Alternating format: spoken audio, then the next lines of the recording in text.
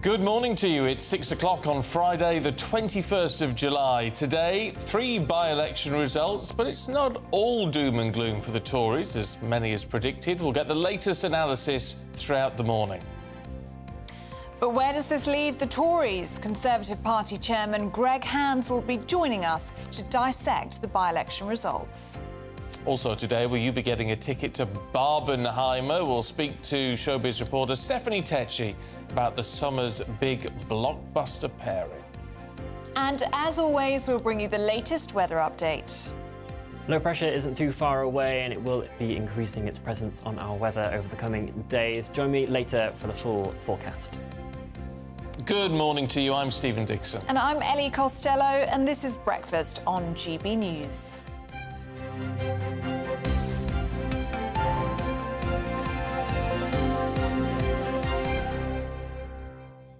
I've had one of those mornings, just to let you know, first thing today. Oh, tell me. First thing today, it was one of those, you know, you wake up, if you're a shift worker, you'll know what it's like waking up at 3 o'clock and thinking, oh, I can't move today. I'm going to have to go downstairs and put the coffee machine on. Oh, desperate times. Did that. I thought, it knocks me back 10 minutes, I'm going to have to do that. Did that, then went outside and realised I hadn't put the bins out last night.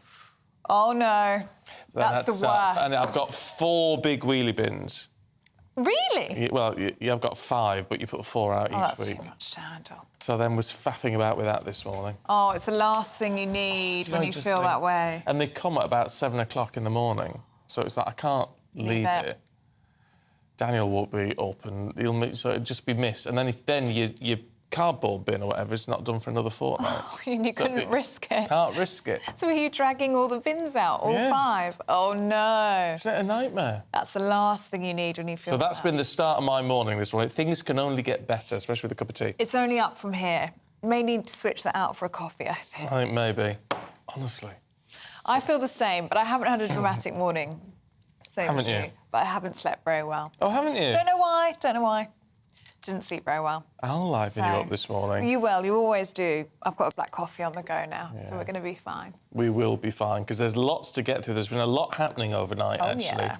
The by-election results are... You'll notice, because legally you can't, so we didn't really talk about it yesterday, apart from to say they're happening. But what a big day for the Tories. 3 Tory seats. And, of course, we were told, weren't we, the Tories were going to lose all 3.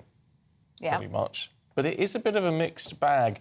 Huge Conservative majorities have been overturned. Labour winning Selby and Ainsty. Somerton and Frome has gone back to the Liberal Democrats. However, the Tories have managed to defend Boris Johnson's former seat of Uxbridge and South Ruislip. Which is a shock, frankly. Who can we talk to first? Well, let's see if we can... Oh, there's all 3 of us. I'll tell you what we'll do. We'll go to Anna Riley first and foremost, because she's the latest result to have come in. Anna, I mean, a big win for the Labour Party, an expected win in some respects, but they've ended up with a very, very young MP now. Good morning. Yes, people here in the Selby and Ainsty constituency will be waking up to the news that they have a Labour MP, Keir Marver. And as you said, he will be the youngest MP in Parliament, aged just 25. And this is a real blow for the Conservatives. This area it was created, the constituency, in 2010, and it's been Tory ever since it was created. It's made up of towns and rural villages, and it's a constituency that Conservatives thought was in with the bag, so a real boost for Labour here in the area. They won with a majority of 4,161. They had 16,456 votes compared to 12,295 cast for the Tory candidate Claire Holmes. The turnout was 44% here. That was down 30 points from the 2019 election, when 72% of people turned out to vote, and 80,159 were eligible to turn out and vote here. So this loss means, like I said, for the first time it will, since this constituency was created in 2010, it won't be represented by the Tories. Now, the by-election was happened here after Nigel Adams, the MP, stood down. He was a close ally of Boris Johnson, but when he didn't get his peerage on the 12th of June, he stood down as MP, so that's how long people here have been without an MP waiting for this by-election. Speaking to people here in the area, one of the key reasons why Labour may have got in was that it's in the top 40 seats in England and Wales for people that have got mortgages, and obviously they have been hammered by rising interest rates, so that was something that Labour really went in on its campaign. And we've got a clip from Keir Marver after he won this area, and this is what he's got to say. I understand the enormity of what has just happened. I know what an honour this is, and I am humbled by this opportunity to serve. In this campaign, we have rewritten the rules on where Labour can win. People have opened their doors to us and embraced our positive vision for the future, and thousands of the votes cast yesterday were in Labour's box for the very first time. For those of you who have put your faith in our party, thank you. And it was a swing of at least 17.9% that was needed for Labour to win the seat here, and they need a nationwide change of 12% to form a majority in the next election. And on the night, the swing that they had was 23.7%, and a similar swing in the general election would give Labour more seats than they won in 1997 when Tony Blair's New Labour came in. So we'll be getting reaction throughout the morning and throughout the day, speaking to people here in Selby and Ainsty constituency about their new MP and what they want from Keir Marver. OK, Anna, thanks very much indeed. Well, Jeff Moody, let's go to him now. He's in Lib Dem's newest West Country seat in Somerton and Frome. Good morning to you, Jeff. Quite a result there. Sir Ed Davies saying that this puts the Liberal Democrats firmly back in the West Country. Well, that's right. It's certainly a shock result, but it's not a surprise result. In fact, it would have been a greater surprise if they hadn't romped to victory last night. The Lib Dems were certainly expecting to, and in fact, they called the result shortly after the ballot boxes started arriving here at the Western Bath Showground in Shepton Mallet last night. They called the result incredibly early. But what is surprising is the size of that swing. They've gone from a 19,000 Conservative majority to an 11,000 Liberal Democrat majority. And this comes just a year after what was a real shock result down in Tiverton and Honiton, when the Lib Dems beat the Tories very, very decisively and really started to sound the death knell for Boris Johnson's government. That by-election was as a result of Neil Parish having to resign after being caught watching pornography in the House of Commons, his tractor porn. This election was the result of another scandal. David Warburton has been accused of drug-related offences and also of sexual misconduct. He has admitted to the drug offences, but he denies the sexual misconduct. But he has been forced out. But he had also really been missing in action for 18 months.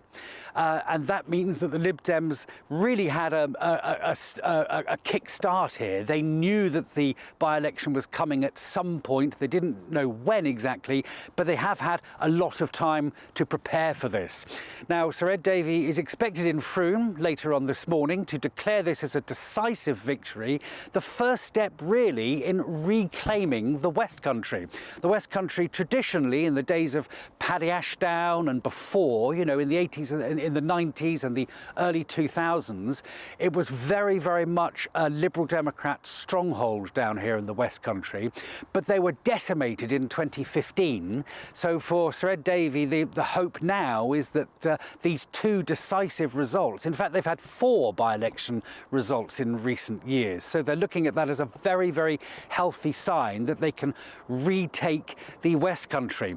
Well, the new MP here, Sarah Dyke, led a faltering campaign to start with. She conducted a totally car crash interview very, very early on, and has been very circumspect in terms of the number of interviews she's been given since. She's sort of had her fingers burned slightly by not being prepared enough in that first interview she gave, but they have had a very, very good and a very strong campaign down here, much stronger than any of the other parties. You can just see that by the sheer number of posters around town and what people are saying when you go door to door.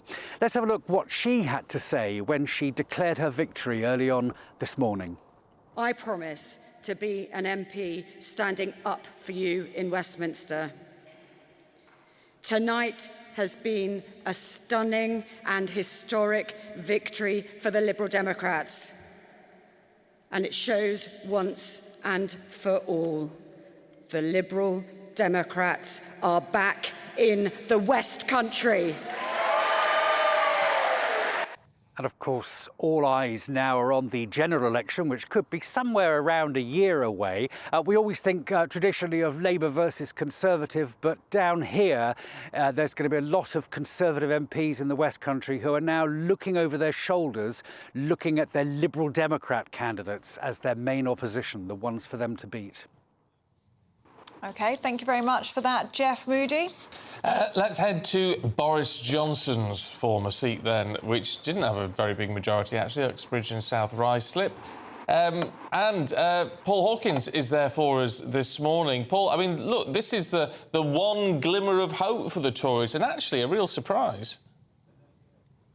Yeah, it's all about ULEZ here, let's be honest. The other two give you a little bit of an inkling of where the national picture may be politically, but here it was all about local issues. The Conservative Party, the local candidate who's now the Conservative MP for Uxbridge and South Ruislip, Steve Tuckwell, who we'll hear from in just a moment, he made this all about ULEZ. And also that will give Susan Hall, who's recently been announced as the Conservative candidate for London Mayor, some hope as well next year. We're thinking she may turn up in Uxbridge later today, so we may hear her thoughts on that. But it was all about ULEZ. It was all over the promotional material.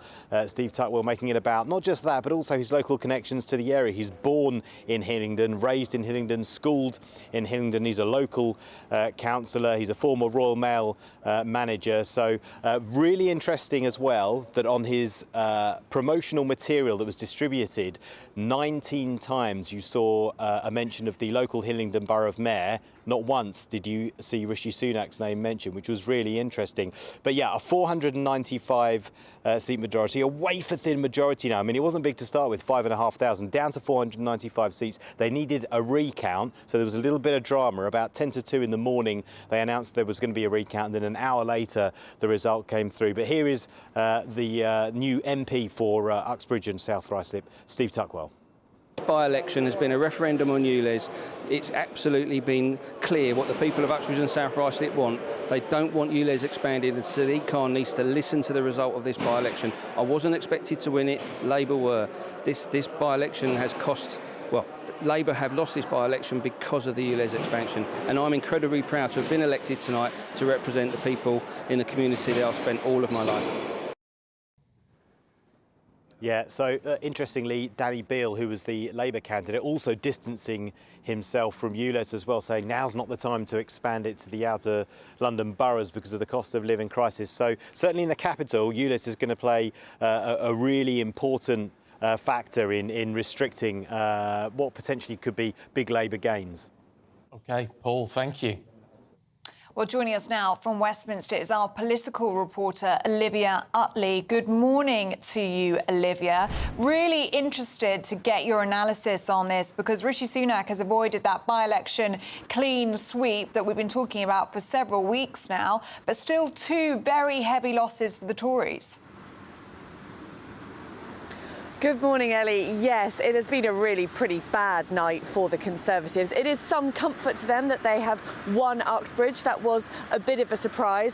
But as Paul mentioned there, that really is all about ULEZ. It's a very specific local concern that's important to a lot of people in that London commuter belt, but not so much in the rest of the country. Might be making Sadiq Khan quite nervous this morning, but probably not Keir Starmer. As for the other two seats, the Tories can just about comfort themselves ourselves that in Somerton and Frome, the Lib Dems really have thrown all the resources that they've got at this by-election.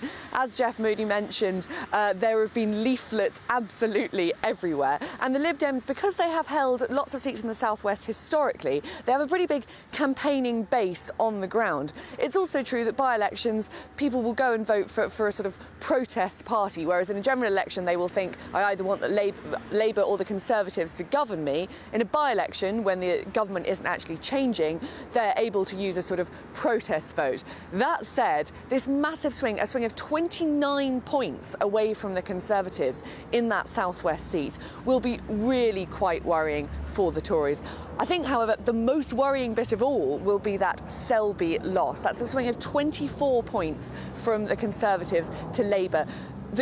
Labour only needs a swing of 12 points in a general election to have a working majority, a big majority really, in Parliament. So that's going to be a real blow for the Conservatives. And already we're seeing Labour coming out with a lot of lines, a lot of quite scary historical lines for the Conservatives. It's the biggest by-election win in the post-war period, for example. It is the biggest swing from one party from a government party to a direct opposition party in sort of 30-40 years.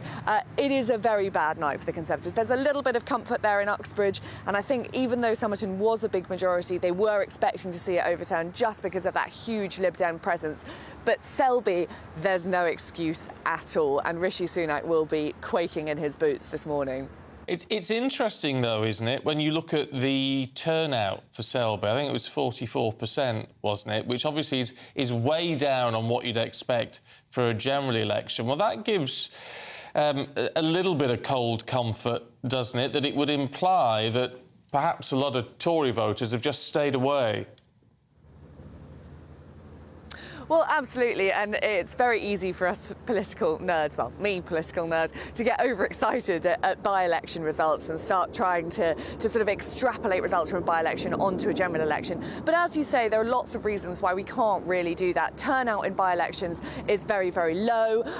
As you say, there are sort of shy Tory voters or pretty apathetic Tory voters who wouldn't bother to turn up for a by-election when it doesn't matter. I mean, the government isn't going to be changing, but would come out and vote Tory in a general election. I think we can expect to see the Conservatives saying that quite a lot over the next few days. By-elections at this time of the year, I mean, we're getting well past halfway through the electoral season. We're getting close to general election time.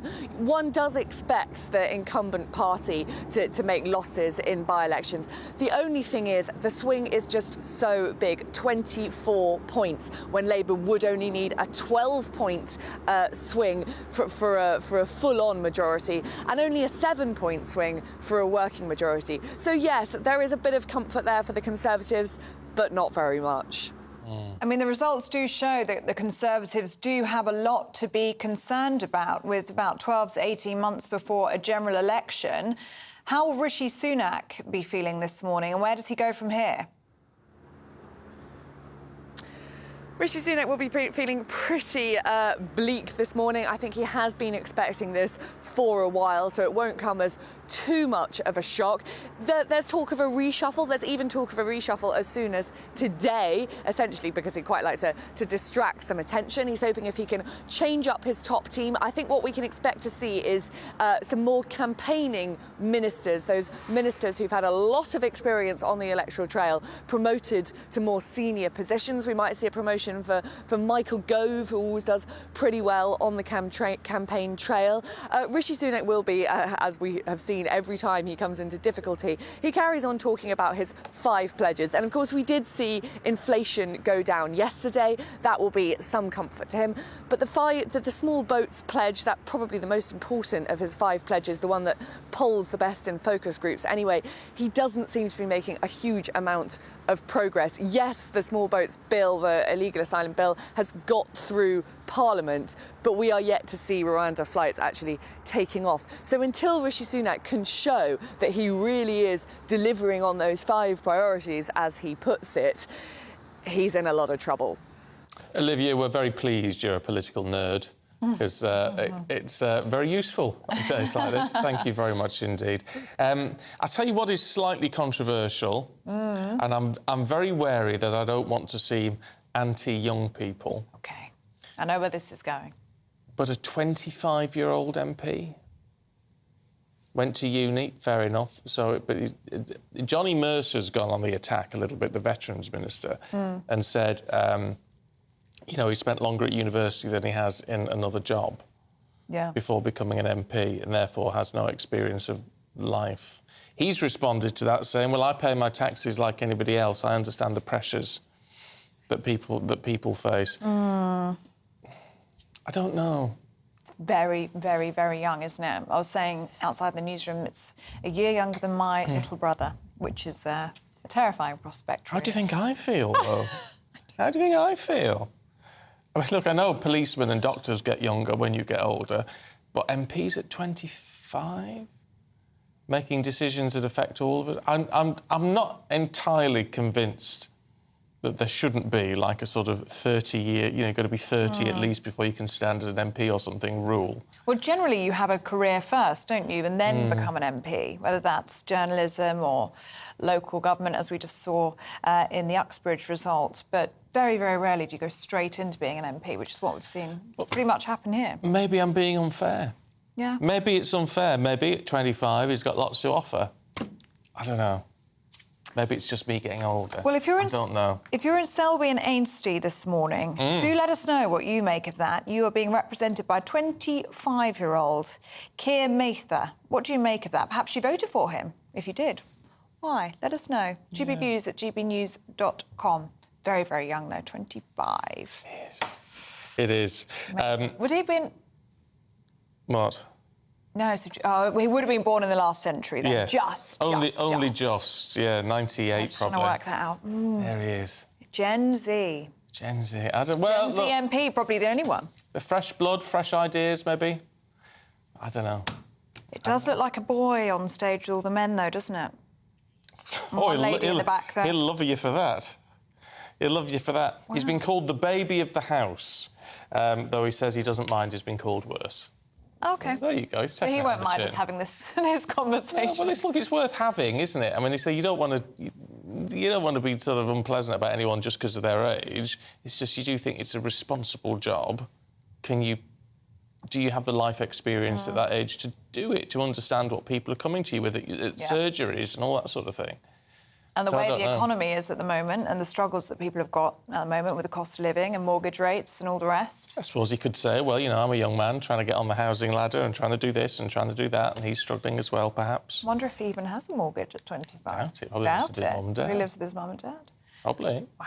I mean, look, I'm assuming, you know, it's an assumption, but he could well do. Well, kudos to him. I bet his parents are very, very proud. Well, he's landed himself a job with a lot of money. He has. If nothing else. What is it now, 88,000 or something? Something like that.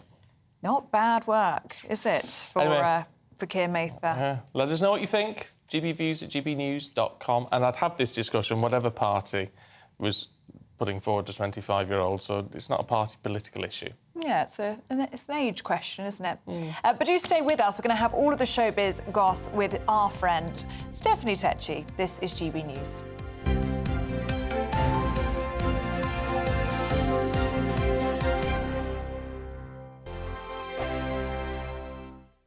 What you get for breakfast is something that, if we do our jobs right, you will wake up to news that you didn't know the night before. It's a conversation. It's not just me and Eamon. We want to get to know you, and we want you to get to know us. From 6, it's Breakfast with Eamon and Isabel. Monday to Thursdays on GB News. Britain's news channel. When the news happens, it happens here. And really important breaking news. Breaking news this morning. On TV, radio and online, the news starts here on Britain's Newsroom. All the biggest stories and the answers that you need from across the UK and beyond. Join Britain's Newsroom from 9:30 on GB News. The People's Channel, Britain's news channel. Join me, Patrick Christie's Monday to Friday, 3 till 6. We tackle the day's news agenda like you've never seen before. It's high tempo, high octane, the most controversial topics and the best guests. You will not be able to take your eyes and ears off it. I'm not afraid to ask the questions that you really want answered. 3 till 6 p.m, Monday to Friday on GB News, the People's Channel, Britain's news channel. Westminster is going around in ever-decreasing circles, followed by the media. Britain is broken. How on earth did we get into this mess? But more importantly, how do we get out of it? Join me at 7 p.m, Mondays to Thursdays on Farage. Here on GB News, we will have open, rational debate. We've got to work out how Britain moves forward from this. Join us here on GB News, the People's Channel. Britain is watching.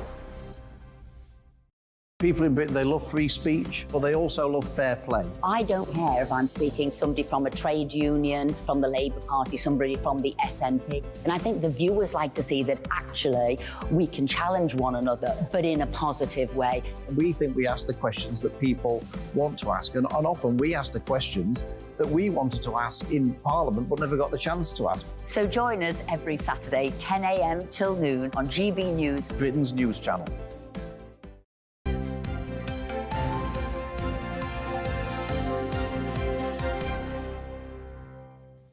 6:25, morning to you. This is Breakfast with Stephen and Ellie.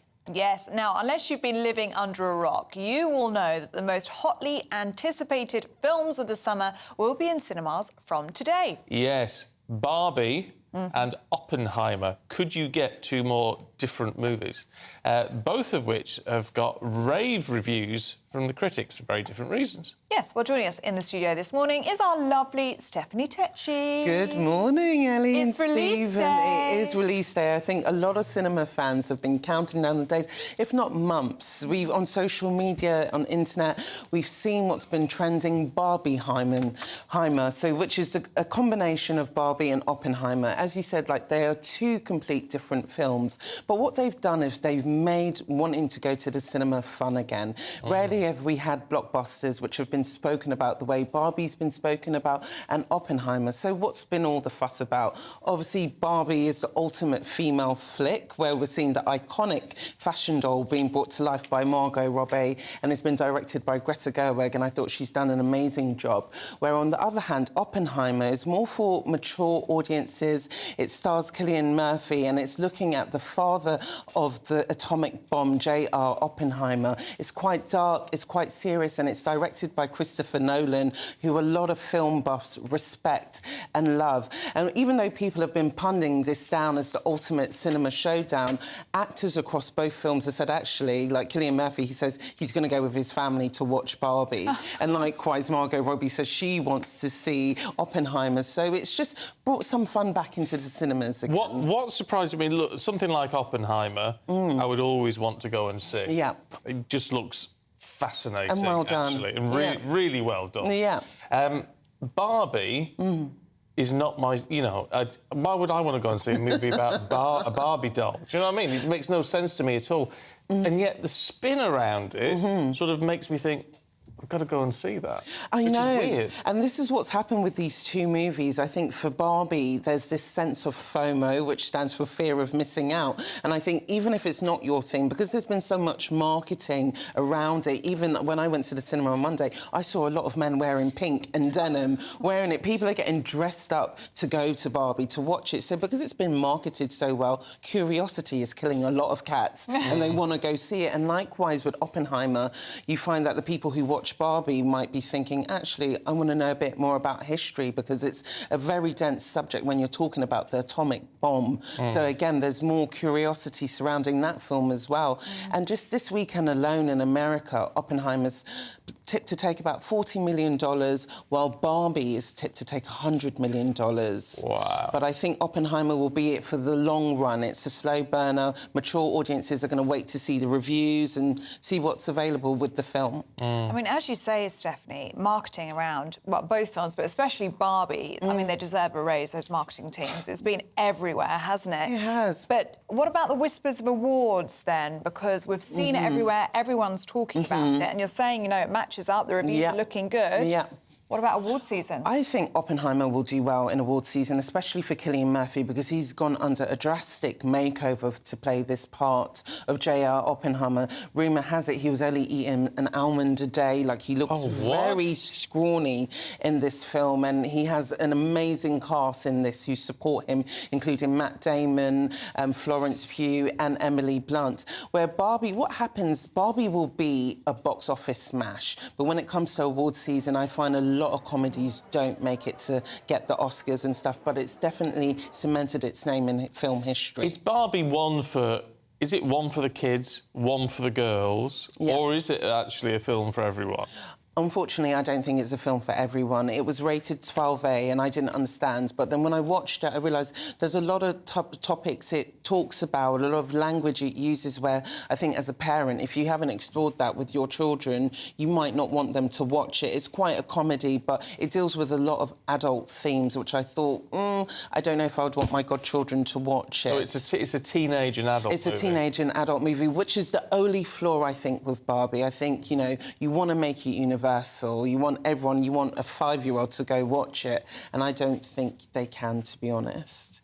What about taking your boyfriend? Oh, 110%. Or... What I loved, I don't want to give away too much to our viewers, but it's very much about the battle of the sexes and the identity of what women play and what men play, and the Kens really explore that, and I think it's a good reflection of how society is now at the moment. So I think men can watch it, and I do think there's a room for a Ken spin-off. You heard it here. Oh, really? I do think Ryan Gosling will take the lead. A lot of people are saying, why did they cast Ryan Gosling? He's a bit too old for it. But I thought he'd done amazing as Ken, and he looks good. Sorry. He looks really good in it. But, yeah, I think men can enjoy it as well. Just that yin and yang between men and women, it's explored a lot in the film. It's so annoying in a way. I feel like we haven't had good film releases in cinema for a really, really long time. And now I've got 2 blockbusters really coming out on the same day. This is what's been exciting, Ellie, because I think everyone's got too much in this Netflix and chill culture and Amazon's kind of thing where they just want to stream, where it kind of makes you want to go to the cinema and watch something. And I think that's what's been exciting and what's been quite surprising. We've had films such as Indiana Jones, and last week Mission Impossible came out, and they haven't got those bums on seats that we were expecting. So I think it's been quite interesting that now there's this excitement to go to the cinemas. Cinemas have been facing such a battle to stay open, and I think they're just such a good part of entertainment. So this weekend, if anyone can, go to your local cinema. I'll be doing that. I need to get booked. Yeah, I want to see both. I'm taking Stephen to Barbie. Are you? Yeah, yes, you I'm going to convert you. Right. I don't know, I'm intrigued. Yeah. That's the thing, is I'm intrigued by it. It's because of I'm telling you, the promo has been everywhere. You can't miss it. Subconsciously. You're right, it's the FOMO, fear of missing out. Yeah. Yeah, I think we need to get booked. All right, OK. Fair dues. Team visit. Team visit, I'll do that. Steph, thanks very much indeed. All research, all in the name of work. Oh, you see, I thought you were a Netflix and chill sort of girl. I do like Netflix, less the chill, like Netflix, but I do love going to the cinema. And I can't wait to be back in a packed cinema. I like the popcorn in the big bucket. I usually finish it by the time the adverts are done. I've never known anyone eat like it. I know. Honestly, I mean, it terrifies me how much she actually eats. I went out yesterday morning. You had this cinnamon bun thing. Stunning. Which I've was thought the about it ever size. since. It was the size of a football, and she inhaled it in about 2 minutes. Oh, don't say that. It's true. I was aware. You know when lots of people order things, and I'd wolf mine down before anybody had even started nibbling theirs. Very embarrassing. Yeah, but you're so lucky. It was the size of my head. It just very doesn't go anywhere near you. Stop. I only need to look at that and I put £1 on. He's very nasty to himself, though. But you're on Slimming World, and it's great, isn't it? Oh, it's lovely. He teaches me everything. Lovely. I did yesterday when I was going home from work. I was so tired. You get hungry when you're tired, and I really wanted to call in at the local shop and buy bread, buns and cheese and crisps and peanuts.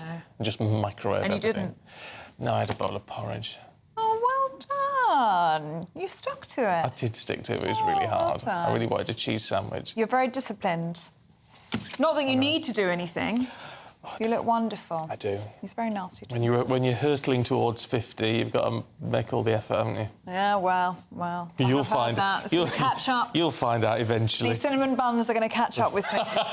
Oh dear. Well, you look like Bella Emberg by the time you're 45. Who's that? No, you didn't. No, I did. Who's that? Bella Emberg. I'll show you a picture. Oh, show me the outbreak. Yeah, Blonder woman. But let us know if you're going to see Barbie or Oppenheimer this weekend, or are you doing the double? Apparently, some people are doing the double, which I'm not sure about that. Are you seeing both on one day, essentially? It's too much. But do stay with us, because we're going to be going through these stories and lots of others in Friday's newspapers. This is Breakfast on GB News. That warm feeling inside. From Boxed Boilers. Proud sponsors of weather on GB News. Hello there, good morning. I'm Jonathan Vautry here with your latest GB News weather forecast provided by the Met Office.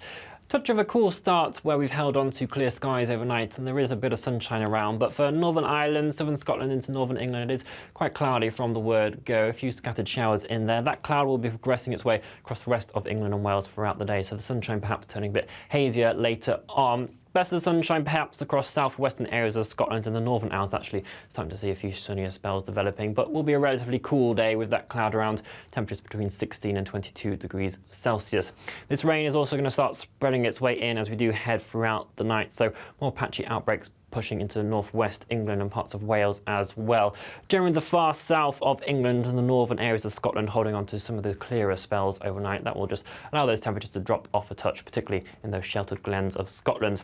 But into the weekend, it is watching this low pressure centre as it pushes its way in from the Atlantic, turning much more widely unsettled. Outbreaks of rain quickly spreading eastwards as we head throughout the day. A dry start across the very far southeast of England, but the rain will arrive here later on as well, even if it is relatively patchy. The winds strengthening across southern coast of England, potential for gales in places. Far north of Scotland seeing the better conditions throughout the day with some sunshine as well. Again, relatively cool in places, but the humidity will also be rising and it does stay unsettled throughout the second half of the weekend and into the start of the new working week as well. Bye-bye. That warm feeling inside. From Boxed Boilers. Proud sponsors of weather on GB News.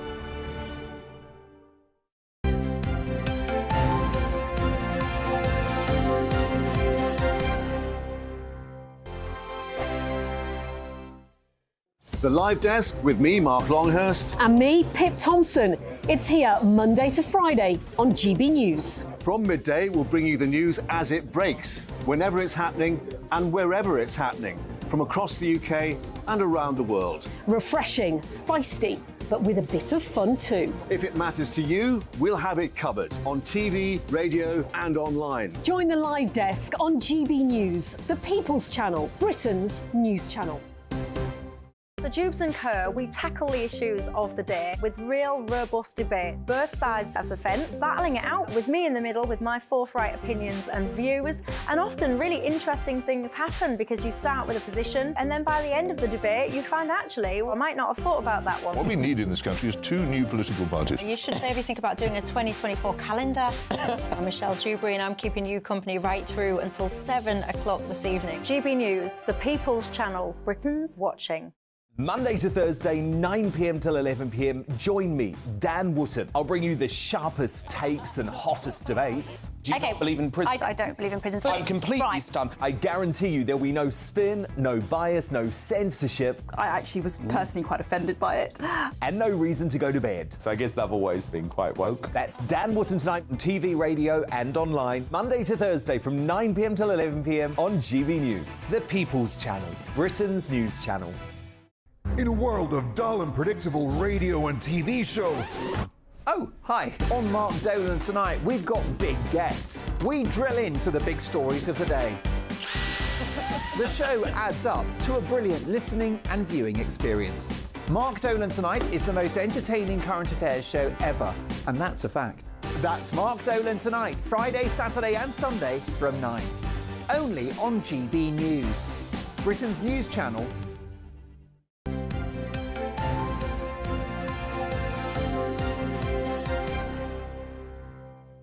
6:38, good morning to you, watching and listening to Breakfast with Stephen and Ellie. And let's take a look at some of the things that are making today's front pages. Oh, this is different. It is. It's an alpaca. Taking a liking to the king. There's a picture on the front of the Times this morning showing the monarch enjoying himself at an agricultural show in Brecon. Nice. I like an alpaca. Do you know people walk alpacas? I've done it. Have you? Yeah. It's lovely. Oh, and is it relaxing? I've heard it is. It's really, really nice, yeah, to go and take an alpaca for a walk. It's weirdly lovely. Oh, I might do that then. You persuaded me. And the front page of the Mail, let's take a look at that. It depicts a group of pranksters forming a human chain around Just Stop Oil activists trying to slow traffic in South London yesterday. I think things got a bit heated between those two groups. Pranksters or sensible citizens. Perhaps. I don't know. Depends on your side of it. The Guardian has an image of Ireland fans in despair as they watch their teams lose to Australia on the opening day of the Women's World Cup. Oh, there they are. Oh, there they are. In their green. And The Sun says Josie of the Jungle, as it's revealed that ITV has won the bidding war to get daytime star Josie Gibson on I'm a Celebrity instead of BBC's Strictly. Is it a bidding war? I've never heard of the woman. I've got to be honest, I've never heard of her. Yes, you have. Haven't. Yes, Don't recognise her. This morning. And it's like a bidding war to get her on ITV, gets ITV star on ITV show. Yeah. I mean, They'll be happier with that. How's that difficult? I'd rather do Strictly than I'm a Celeb, I'll be honest. Wouldn't you? Anyway, let's look at the Star. Draws attention to councils allegedly misusing their powers by fining people for feeding ducks and flying kites. The world's gone mad. Are they quackers, says the headline there. Well, we're joined now by writer and journalist Candice Holdsworth alongside broadcaster and podcast host Sean McDonald. Good morning to you both. Good morning. Really good to see you. Sean, let's start with you, shall we? And this is a story that's been dominating the papers for the last few days. It is this debanking scandal of Nigel Farage, and he's got his apology. Yeah, Dame Alison Rose, the chief exec of NatWest, has apologised to him. Now, Coutts is a subsidiary of NatWest, I believe 39% of which is owned by the taxpayer. Yes. And they have, they've come out and said they apologise for the deeply inappropriate dossier comments in which it was leaked to a BBC reporter that, Simon Jack, I think his name is, that the reason for the closure of Nigel Farage's account was that he failed to meet the required threshold for the amount of cash in the account. I think that was quickly proven or to not be the case, and it was debunked. And I think now Nigel Farage is demanding answers. Nigel Farage is not someone that I agree with in the slightest. In fact, I could not be more diametrically opposed to him if I tried on pretty much everything. But I think pretty much across the board here and across the political spectrum, we're in agreement that you cannot be divulging people's personal banking information. In fact, Nigel Farage himself said that he accepts that he lives a very public life and all of his information is out in the public, but he would expect that his bank manager, his doctor, his lawyer and his accountant can hold his personal information securely. I think we all expect that, don't we? Exactly. So I think even with the apology, he's pushing for an explanation why has this happened. And again, some of the people coming out to bat for him, I think if you're opposed to Nigel Farage, you're going to see like Donald Trump's sons coming out to support him and various other people that you're going to be opposed to. And when I hear these people speak, I'll be honest, it gets my back up. However, again, you have to put that to the side and you have to recognise you cannot be denying people access to banking facilities. Now, there is the argument that this is a very commercial bank, you know, they bank for the Queen and that they don't have to take everyone's business, but it's the manner in which it's been done is quite worrying. If banks control who can have an account based on their political opinion, that gives banks political control. Yeah, absolutely.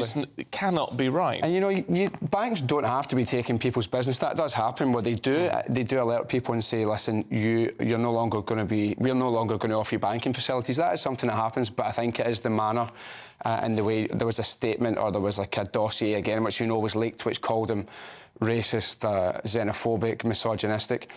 Whether those are your opinions, a bank cannot conduct themselves in this way. And you're right, it puts us on a slippery slope. Yeah, I mean, we're supposed to be a pluralistic society, and this is a huge blow for that. And I think Nigel Farage, I mean, what he was able to uncover with that subject access request and to actually see the reasoning behind his banking account being removed, it's so true. Like, people across the political spectrum have come together and said, this is sinister. Yeah. I mean, you cannot have this sort of power. It's been going on for a while, though, financial deplatforming, but it's mostly happened to people who have a much lower profile and much fewer resources at their disposal to challenge it. And that's why, in a sense, it's been a very good thing for Nigel to speak so publicly about this, because there will be people who have been debanked and deplatformed who aren't able to do anything about it. It's very interesting, though, the timing of all of this, because Nigel's never made any secret of his political views. Very, very strange that this would only happen now. Yes. Well, the Telegraph is reporting it's this Dame Alison Jones, is it? Sorry. Rose, sorry.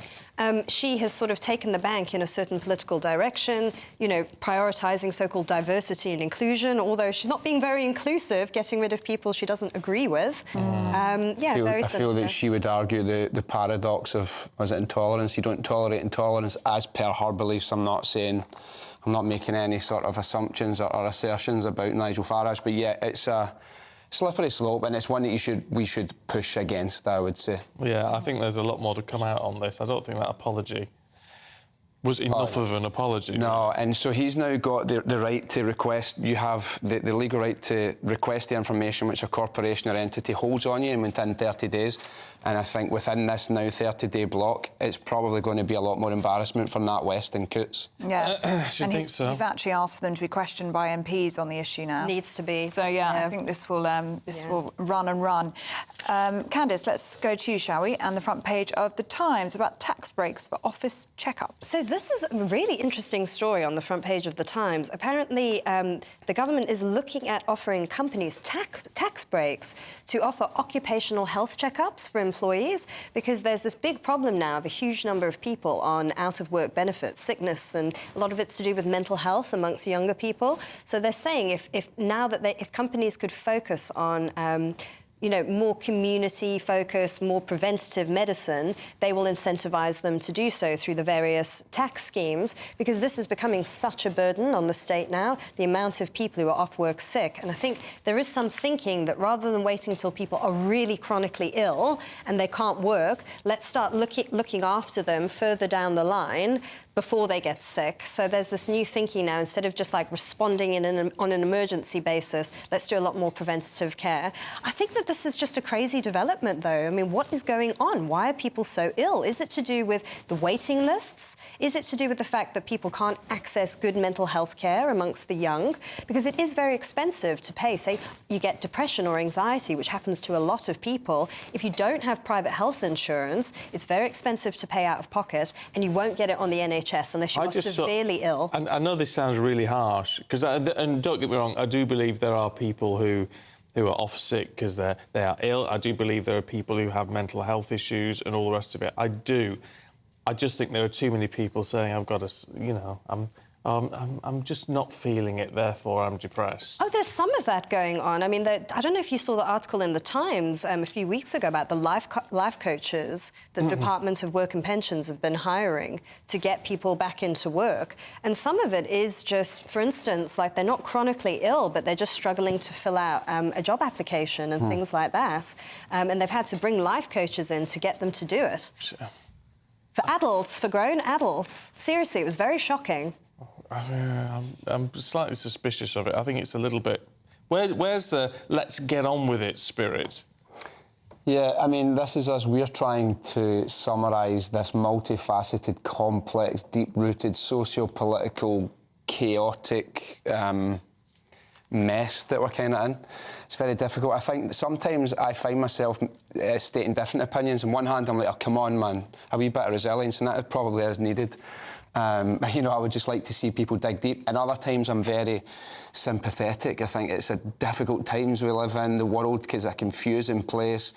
There is a cost of living crisis, which I think is becoming a bit of it's being so overused. Yeah, well, yeah, and do you know what? I think you're right, but I tell you what I always fall back on, and it's the way you're brought up in some respects, isn't it? I was always told, and it's what my dad always lived by, the world does not owe you a living. Yeah. So even if you are feeling you're really down with it, unless you are crippled by it, you've got to get on. I have to honestly agree with you, and sometimes it could be seen as being really callous and unsympathetic, but the world doesn't owe you a favour, the world doesn't owe you anything, and yeah, the world is not fair. That's one thing that is for definite, and sometimes you have to just push through. And it's good for you as well. I mean, in that article in the Times about the life coaches, the one girl, I mean, she was like 25 and she'd never had a job. But she actually said, I can go on holiday now. I can pay for a car. It's like, yes, there's freedom, there's independence. Purpose, a reason to be getting up in the morning. Yes. Well, perhaps we enable these people as well. I mean, think so. Giving Yes. life coaches when people can't fill out a form, rather than saying, here's a pen on your pop. A bit of resilience, or a bit of pressure can be good for you. But that's, you know, it's not to downplay some people that are going to. No, well, this is it. It's not black and white. Yeah, is it, exactly. at the end of the day, Exactly. but I think we do need to be a little bit more resilient. Let's have a look, Sean, at the Mirror, should we? Prince Andrew's in a bit more hot water. Yes, the Mirror are basically saying that this is the second most damning accusation since the one that he was. Oh, I want to get my words carefully. We know the one that we're talking about. But basically, it's been alleged, according to court papers in America, that Prince Andrew claimed that after he learned of Jeffrey Epstein's conviction for soliciting an underage prostitute, that he only met him once, and that was to break off his friendship. As you do, I always fly across the Atlantic when someone's accused of that type of thing, to break it off in person. But it's now, according to emails that have been uncovered, they actually met, I think, another once or twice, and they sat together at dinner. So Which it doesn't paint a good picture. No, it absolutely doesn't. We've got to leave it there, sorry to say. Sean, Candice, thank you. We'll catch you both a little bit later on. In the meantime, let's talk by-elections, should we? 3 by-elections. The Tories lost 2 of those seats. Let's talk to the Conservative Party chair, Greg Hands, who joins us now. Good morning to you. I mean, I imagine a little bit of cold comfort that you've held on to Uxbridge and Ruislip, but I mean, in those other 2 seats, absolutely massive swings against the Tory party. How do you deal with that? Well, look, clearly we're disappointed at the results in Selby and Ainsty and Somerton and Frome, and we'll listen carefully to the voters in those 2 constituencies. But you rightly point out that Uxbridge was really the standout result. Everybody said that we were going to lose there, but Steve Tuckwell MP, our fantastic candidate there, has defied the odds, and that was Labour were 25 to 1 on to win that seat. Yet we have won it, a campaign really about one issue, but it has a wider thing here, and that is that Labour are very bad at running things. They can't run London. Sadiq Khan has been a real failure as Mayor of London. His ULEZ expansion has been botched. Keir Starmer, meanwhile, has been flip-flopping on it, saying in inner London that he is pro-ULEZ, and then he arrives in outer London, appears to be backing his candidate who's expressing doubt about it. So it shows that Keir Starmer is somebody that you can't trust. If he says one thing in inner London, a different thing in outer London, this is somebody who's flip-flopping and cannot be relied upon. So I think there's real issues here for Labour. There'll be real questions in Labour headquarters today about not gaining Uxbridge.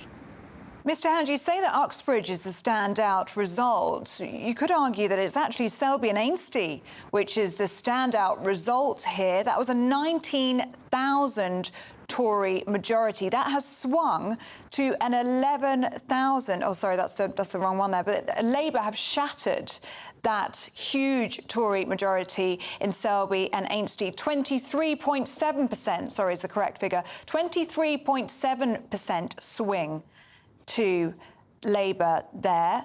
You only need a 12% swing for Labour in the general election for them to have a majority in the House of Commons. So that is a momentous swing, the largest by-election win in post-war Britain. That is a terrifying prospect, isn't it, for the Tory party? Well, as I say, clearly we're disappointed by the result in Selby and Ainsty. We had a fantastic candidate in Claire Holmes.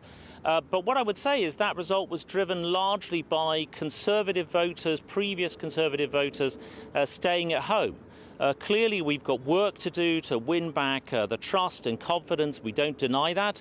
Rishi Sunak has been in office now for 9 months, working very hard against the 5 priorities of halving inflation, restoring growth, reducing debt, cutting hospital waiting lists and stopping the boats. That is still work in progress.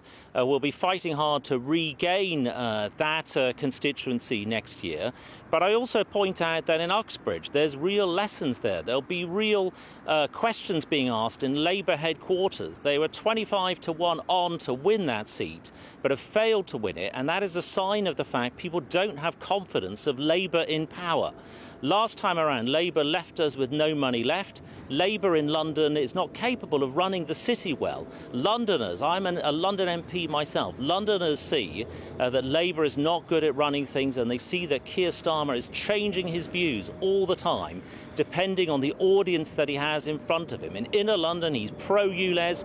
Put him in outer London, he's suddenly expressing his doubts about ULEZ. That is not something we want to have as running the country as Prime Minister. You have made that point, but the problem is you need a government and some would say a Prime Minister who can win you an election, which is the argument that was made about Boris Johnson, of course. And the problem is that you've with Rishi Sunak, you've lost 2 seats, and in fact, it would seem Sadiq Khan has won you Uxbridge and Ruislip rather than Rishi Sunak, who wasn't even mentioned in any of the campaign literature. I mean, you've really got to address that, haven't you?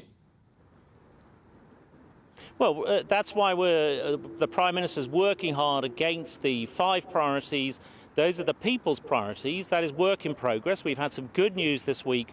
First of all, the headline rate of inflation coming down from 8.7 to 7.9%. We've passed the illegal migration bill, which allows us to take tougher action on the boat. So that is all work in progress. But I do say there are real questions for Labour in failing to gain Uxbridge. It's a sign that people don't have confidence in Labour as a party of government and don't have confidence in Sir Keir Starmer's view. This is somebody who changes his view on what to suit him, to get him through that day. He says one thing in inner London, a different thing in outer London.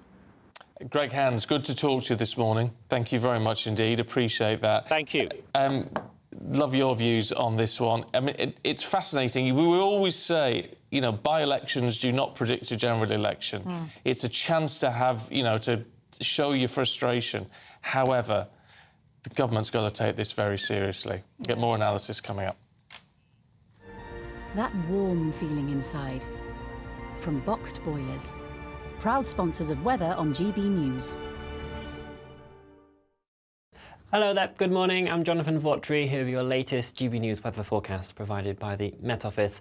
Touch of a cool start where we've held on to clear skies overnight, and there is a bit of sunshine around, but for Northern Ireland, southern Scotland into northern England, it is quite cloudy from the word go. A few scattered showers in there. That cloud will be progressing its way across the rest of England and Wales throughout the day, so the sunshine perhaps turning a bit hazier later on. Best of the sunshine perhaps across southwestern areas of Scotland and the Northern Isles. Actually starting to see a few sunnier spells developing, but will be a relatively cool day with that cloud around, temperatures between 16 and 22 degrees Celsius.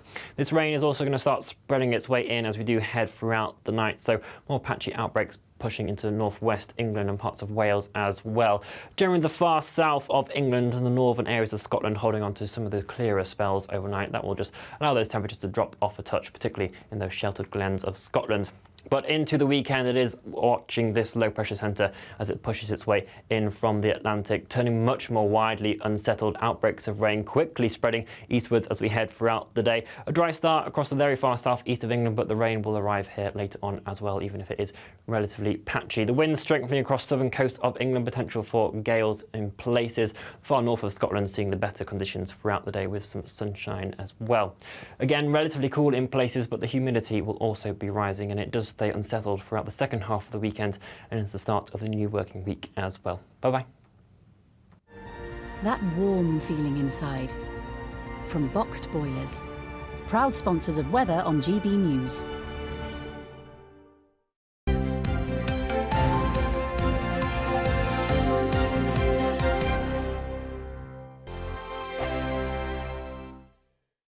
Monday to Thursday nights on GB News. At 6, it's Dubes & Co. 7 o'clock, Farage. At 8, join Jacob Rees-Mogg. And at 9, Dan Wootton Tonight, followed by headliners on TV, radio and online.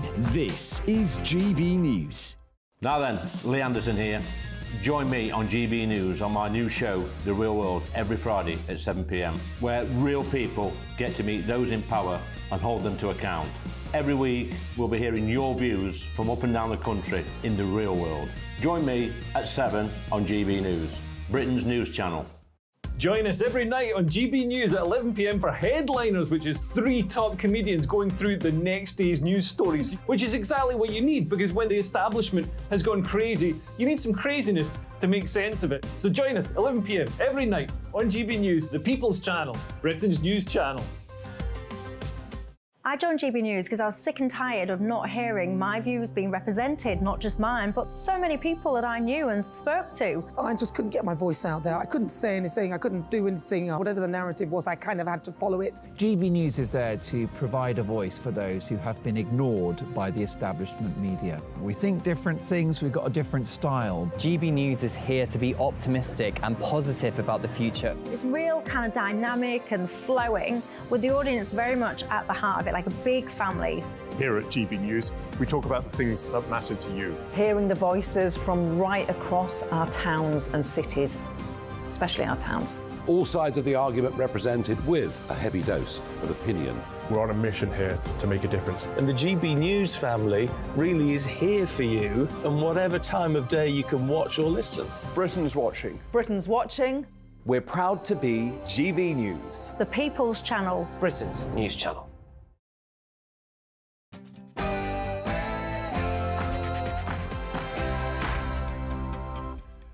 Good morning to you, 7 o'clock on Friday, the 21st of July. Today, 3 by-election results. It's not all doom and gloom for the Tories, as many had predicted. We'll get the latest from our political reporter, Olivia Utley.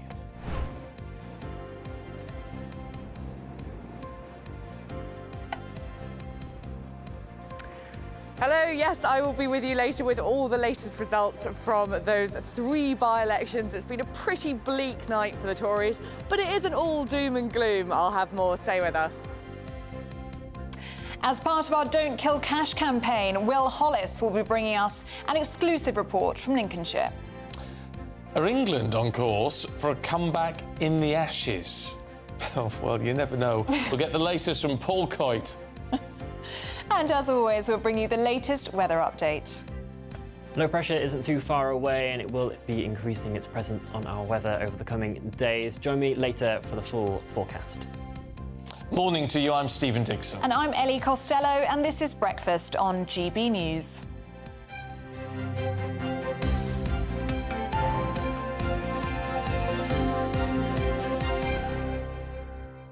It's interesting. This whole by-election business I find very interesting because, I mean, they happen all the time, don't they? But it's the fact that we are in a run-up. We're in a very serious run-up to a general election now. You know, we don't know when. In the next year, probably. Could be as late as sort of early 2025, but it's likely to be at some point next year. John in Ramsgate says absolutely no difference between the 3 established political parties at Westminster. See, it's interesting. I wouldn't agree with you, John, on that one. But there's not a huge... I know what you mean. There's not a huge difference. But it's... The point is, if that's your perception, then that's worrying for all 3 parties, actually. Well, that's interesting, because David says these by-election results are probably a truer reflection of the gap between the parties, because the majority at the last election was skewed by the anti-Jeremy Jeremy Corbyn factor, which gave Boris Johnson an abnormal majority. Oh, that's interesting. That is interesting. Jeremy Corbyn was definitely... that was definitely a turn-off for a lot of voters, wasn't it? But then there's an argument to say, which a lot of analysts say, which is Keir Starmer is he's not a Tony Blair, who had very much an appeal. But still, then you could say Rishi Sunak isn't a Boris Johnson. No. In terms of that sort of appeal. Johnny Mercer's weighed into one of the by-elections, one of the MPs elected, the Labour MP, Keir Mather, is 25. Johnny Mercer, the Veterans Minister, has had a bit of a dig, sort of saying, well, what sort of experience? He's just going to recite whatever Keir Starmer tells him to say. Another John, says, with Johnny Mercer making that remark, it just shows the tit-for-tat the British public are going to have to listen to for the next 12 to 18 months. There's going to be a lot of that. Yeah, there is. Well, it's got lots of you talking this morning. Graham says Keir Mather is too young, no life experience. The voters have to vote for the candidate they're given. If they want Labour to win, they had to vote for him. Will be very interesting to see what happens at a general election. Helen says it's a tactical stride by the Labour Party to win younger voters. Interesting. Andrew says, how about we judge this man on his actions and not his age? He's been legally elected. Give him the opportunity to do the job.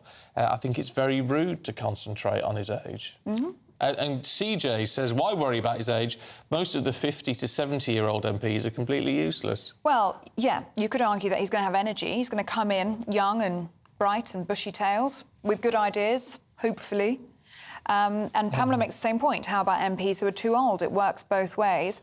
Ryan in Singapore makes an interesting point. Oh, thank you. Yes, he does. There you go. Pointing that out to me. Churchill, he says, was 25 when he became an MP and then led us to victory at the war. Middle-aged, already well represented in the Commons. We need more younger voices in Parliament. I suppose 25 in Churchill's day was different, wasn't it, to 25 now?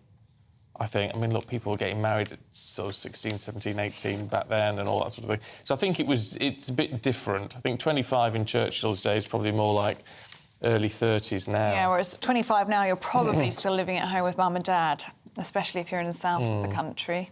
But, however, it's interesting. I mean, Karen says madness the 25-year-olds won a seat in Parliament. It's interesting that it's a mixed bag on this one. No, because we were told it was going to be a clean sweep, didn't we? That's what we were told. Yeah, but it's interesting. You don't want to dismiss someone because of their age, do you? But I think it's legitimate to question what experience they can bring to the House of Commons. There is always this debate about whether MPs should be career politicians or whether they should bring life experience to the chamber. I mean, it's a difficult one. I don't know what the right answer is to that. I don't know. Well, do let us know. Really, really interesting, as Stephen says, that it's a mixed bag on what you think of that. 25 years old. Her late Majesty, the Queen, ascended to the throne at 25, and what a great job she did. So perhaps being young works in your favour in that sense. Very, very interesting. Yeah, but anyway, there you go. Keir Mather, who's won Selby and Ainsty for the Labour Party. It's been... You know, it's impressive. It's a big win for the Labour Party. Swing of very nearly 24% there from Tories to Labour. It's huge. We'll get more reaction from that seat later on. In the meantime, let's go to Jeff Moody, who's in Somerton and Frome, where the Lib Dems have taken, again, a bigger swing, I think. It's about 29% there, isn't it, Jeff, from the Tories to the Lib Dems? Yes. Majority to an 11,000 Liberal Democrat majority. It's no surprise that that has happened, although the size of that swing is certainly a shock result. The Lib Dems were always expected to do well here. In fact, Sir Ed Davey declared victory here shortly after the ballot boxes started arriving last night. He declared victory very, very early on, and he was proved to be right. Well, I'm now in Frome. He is due here. Sir Ed Davey is due here at some point this morning to do a victory lap, just like he did at Tiverton and Honiton last year, around this time last year, when there really was a shock Lib Dem win, when they beat the Tories in that seat and really sort of set the wheels in motion to see the demise of Boris Johnson. Nothing quite so seismic here now, but we do look at this. This is being looked at as a major, major win for the Lib Dems in the West Country. The West Country traditionally has always been Lib Dem. You know, in the 80s and the 90s and the 2000s, with Paddy Ashdown as their leader, they had virtually the whole of the West Country. That changed in 2015 after there was a mass exodus, wasn't there, from the Lib Dems when people were disillusioned with Nick Clegg and his coalition with the Conservatives that began in 2010, and he was punished severely at the ballot box for getting into bed with the Tories.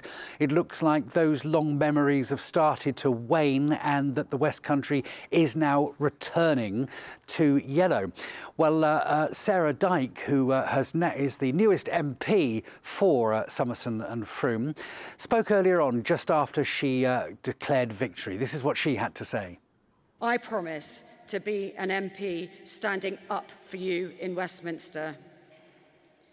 Tonight has been a stunning and historic victory for the Liberal Democrats.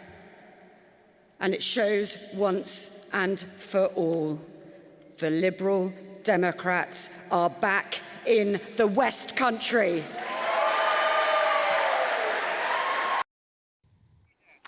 Well, they're back in the West Country indeed, and that now is setting the narrative between here and the general election, when all eyes will be on how many more seats in the West Country the Lib Dems can take. And a lot of Conservative MPs down here, Selene Saxby, for instance, in North Devon, MPs like that will be really beginning to look over their shoulders, not at Labour, but at the Lib Dems. OK, Jeff, thank you. Well, let's go now to Paul Hawkins, our national reporter, who's in Uxbridge for us, Boris Johnson's former seat. Good morning to you, Paul. Very, very good to see you. And the Tories, they've managed to cling on in Uxbridge.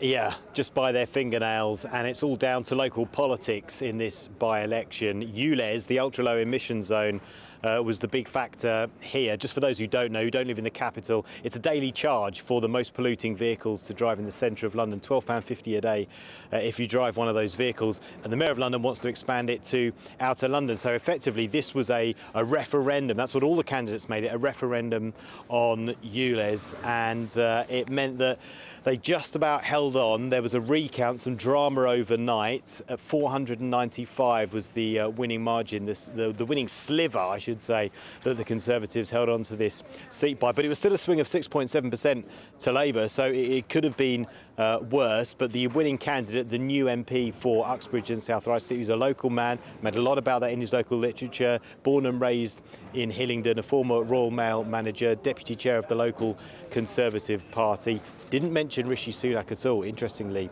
in any of his promotional material, but he was very quick to mention ULEZ as soon as the result came in. Here he is.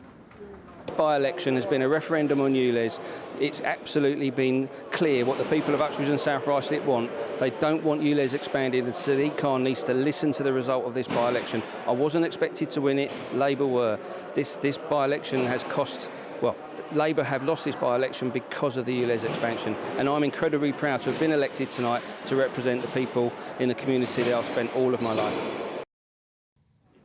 Yeah, so this raises questions for Labour about how they approach the next general election, given there are a clutch of seats around outer London, that kind of traditional blue donut that surrounds London. It's been eaten away over various general elections, but there are still some Conservative seats there that Labour would hope to win in a general election, but they'll have to rethink how they approach that, given the effect that ULEZ has had here. But make no bones about it, it's still a swing of 6.7% to Labour. If you're looking at what these by-elections mean nationally, then probably you get a much better idea of that when we look at those seismic results in North Yorkshire and Somerset.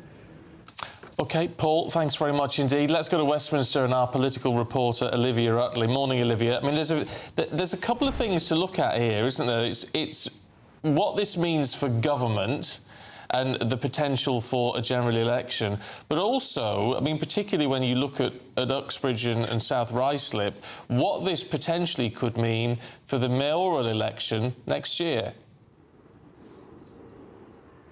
Well, absolutely, yes. And it has been a pretty bleak night for the Conservatives overall, but there is that little glimmer of comfort in Uxbridge. The Tories had basically resigned themselves to losing Boris Johnson's old seat weeks ago, and then they managed to cling on to it, albeit with a very reduced majority. And I think we expect to hear from the Tories a lot more about Uxbridge than either of the other two seats. Spoke to Greg Hands a little earlier, Conservative Party chairman. This is what he had to say.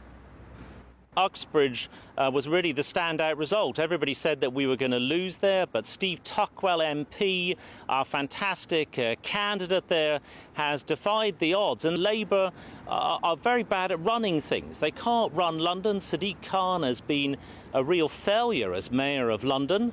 His ULEZ expansion has been botched. Keir Starmer, meanwhile, has been flip-flopping on it. There's real issues here for Labour. There'll be real questions in Labour headquarters today about not gaining Uxbridge.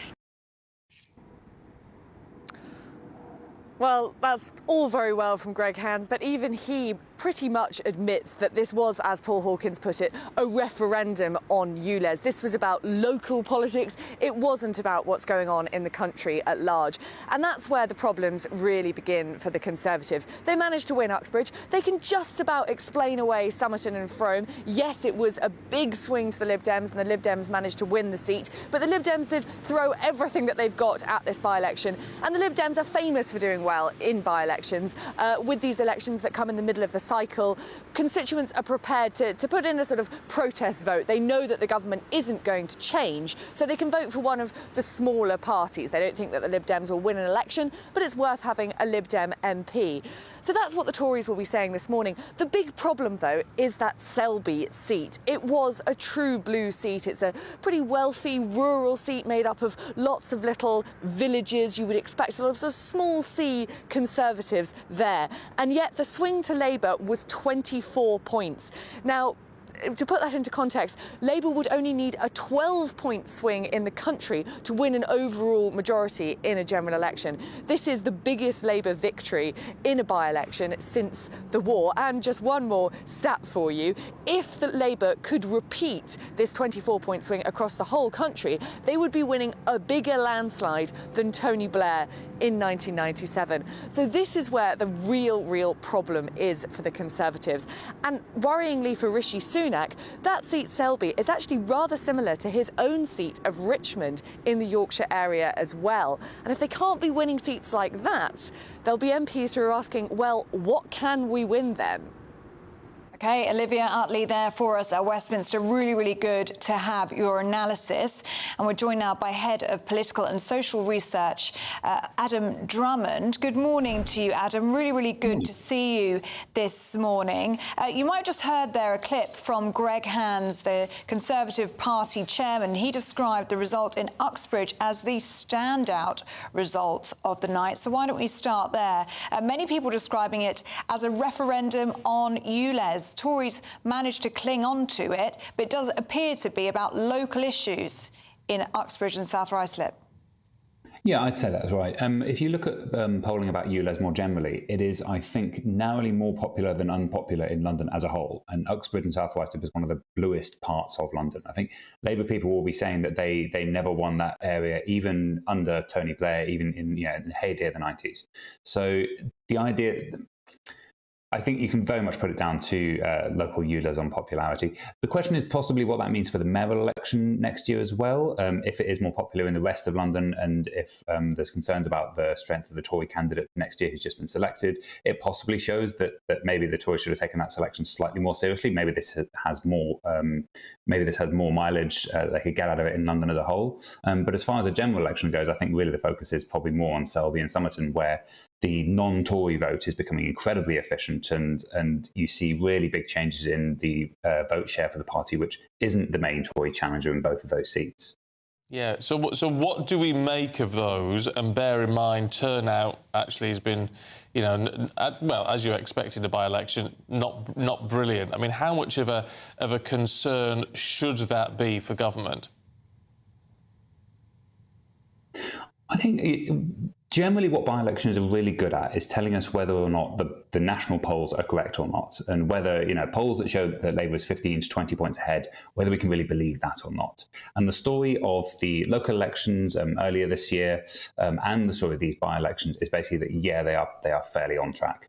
I think, as Olivia was just saying, if you take the Uxbridge swing and apply that nationally, so at the moment sort of a worst-case scenario for Labour, you still have them being the largest party, possibly just on the cusp of a majority. If you take the Selby swing, then suddenly we're talking Blair landslide territory. So I think what they tell us as a whole, you're right that turnout is down, but turnout is always down in by-elections. It's that they don't give us any reason to disbelieve what national polls are saying about the state of the parties. Well, except that doesn't apply to the Lib Dems in Somerton and Frome, does it? Because obviously they're rating terribly in the national polls. They're on just into double digits. But as I said, the main point with that is that the non-Conservative parties have really become incredibly efficient at choosing which one of them is the best candidate to remove the Tories from office. We saw that in the local elections earlier this year. That was the big story of that, where you had massive Tory losses, but not comparable level Labour gains. The point is that in the country as a whole, there are a lot more seats where Labour is the main challenger to the Conservatives than the Lib Dems are. So voters are getting very good at working out which is the best sort of second choice candidate to beat the candidate that they don't like. And the thing that we saw really in the last decade was that after the coalition, Lib Dems became very sort of toxic for Labour voters, and they were kind of rejected as part of that anti-Tory coalition. And what we're seeing is, not to get too kind of 90s revival, but it is very reminiscent of that in that the Lib Dems are now sort of seen as basically being as acceptable an anti-Tory vote as Labour are. We do know that these by-elections, they are an opportunity for protest votes. How much do you think we should read into this as a litmus test, if you like, for how a general election would play out? So yeah, you're right. There is some history of, especially in places like Somerton, where you have the previous Conservative MP who moved for reasons of a scandal, and there have been lots of instances where an opposition party takes a seat in a by-election and then loses it again in a general election. It's a question as to how sort of sticky the Lib Dem vote is in the West Country. They did used to hold that seat way back when, but as I said, generally even though individual seats may change, the general thing that by-elections tell us is, can we trust what polls are saying? And the answer is broadly yes. OK, Adam Drummond, good to talk to you this morning. Thanks very much indeed.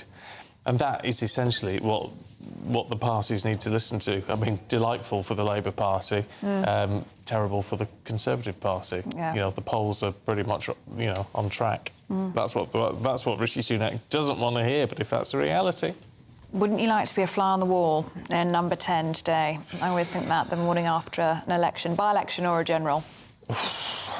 Want to know what the mood on the ground is. Can only imagine how they're feeling this morning. Do get in touch in that story or any of the stories that we're talking about today, gbnews@gbnews.com. But do stay with us. We're going to be going through all of the sports news with Paul Coit. But first, let's get a weather update for you. That warm feeling inside. From Boxed Boilers. Proud sponsors of weather on GB News. Hello there, good morning. I'm Jonathan Vaughtry here with your latest GB News weather forecast provided by the Met Office. Touch of a cool start where we've held on to clear skies overnight and there is a bit of sunshine around, but for Northern Ireland, southern Scotland into northern England, it is quite cloudy from the word go. A few scattered showers in there. That cloud will be progressing its way across the rest of England and Wales throughout the day, so the sunshine perhaps turning a bit hazier later on. Best of the sunshine perhaps across southwestern areas of Scotland and the Northern Isles, actually starting to see a few sunnier spells developing, but will be a relatively cool day with that cloud around, temperatures between 16 and 22 degrees Celsius. This rain is also going to start spreading its way in as we do head throughout the night, so more patchy outbreaks pushing into northwest England and parts of Wales as well. Generally the far south of England and the northern areas of Scotland holding on to some of the clearer spells overnight. That will just allow those temperatures to drop off a touch, particularly in those sheltered glens of Scotland. But into the weekend, it is watching this low pressure centre as it pushes its way in from the Atlantic, turning much more widely unsettled. Outbreaks of rain quickly spreading eastwards as we head throughout the day. A dry start across the very far southeast of England, but the rain will arrive here later on as well, even if it is relatively patchy. The winds strengthening across southern coast of England, potential for gales in places. Far north of Scotland seeing the better conditions throughout the day with some sunshine as well. Again, relatively cool in places, but the humidity will also be rising and it does stay unsettled throughout the second half of the weekend and into the start of the new working week as well. Bye-bye. That warm feeling inside. From Boxed Boilers. Proud sponsors of weather on GB News.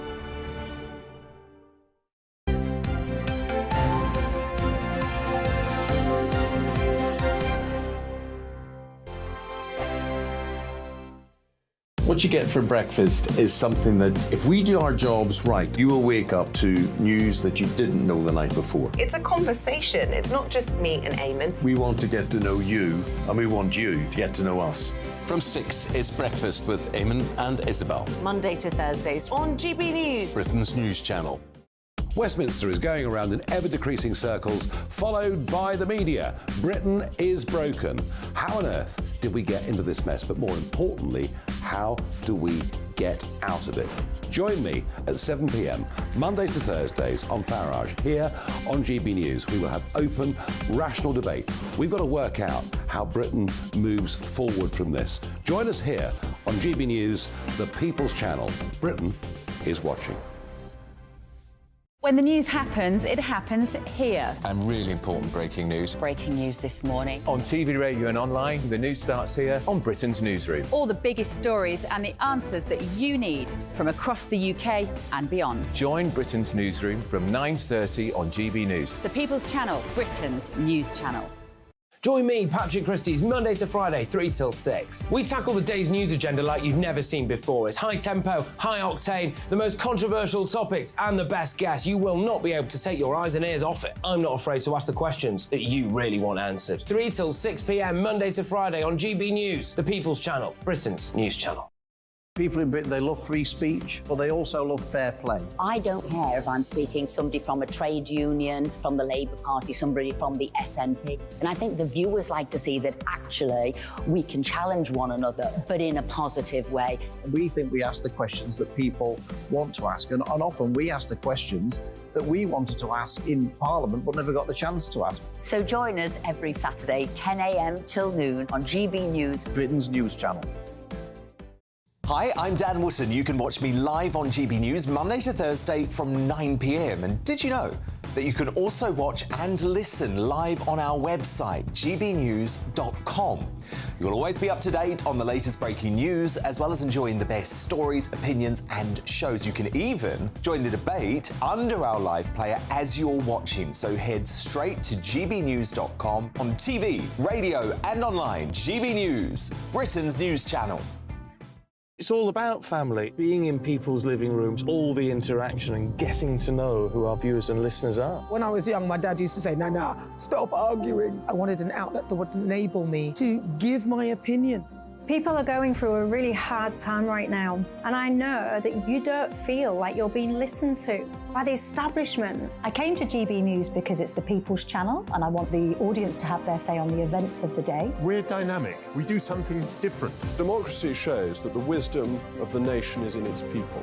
I get to travel to find out what the story is from a personal perspective. The British people aren't fools. We know when we're not being told the full story.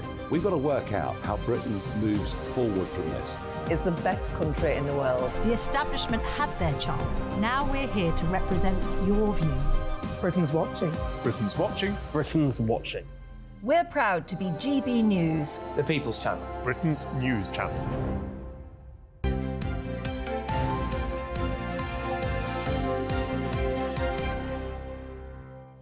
It's 7:26. We were talking about mental health and things in the papers earlier on, and about young people being sort of badly affected by and being off sick and all this sort of thing.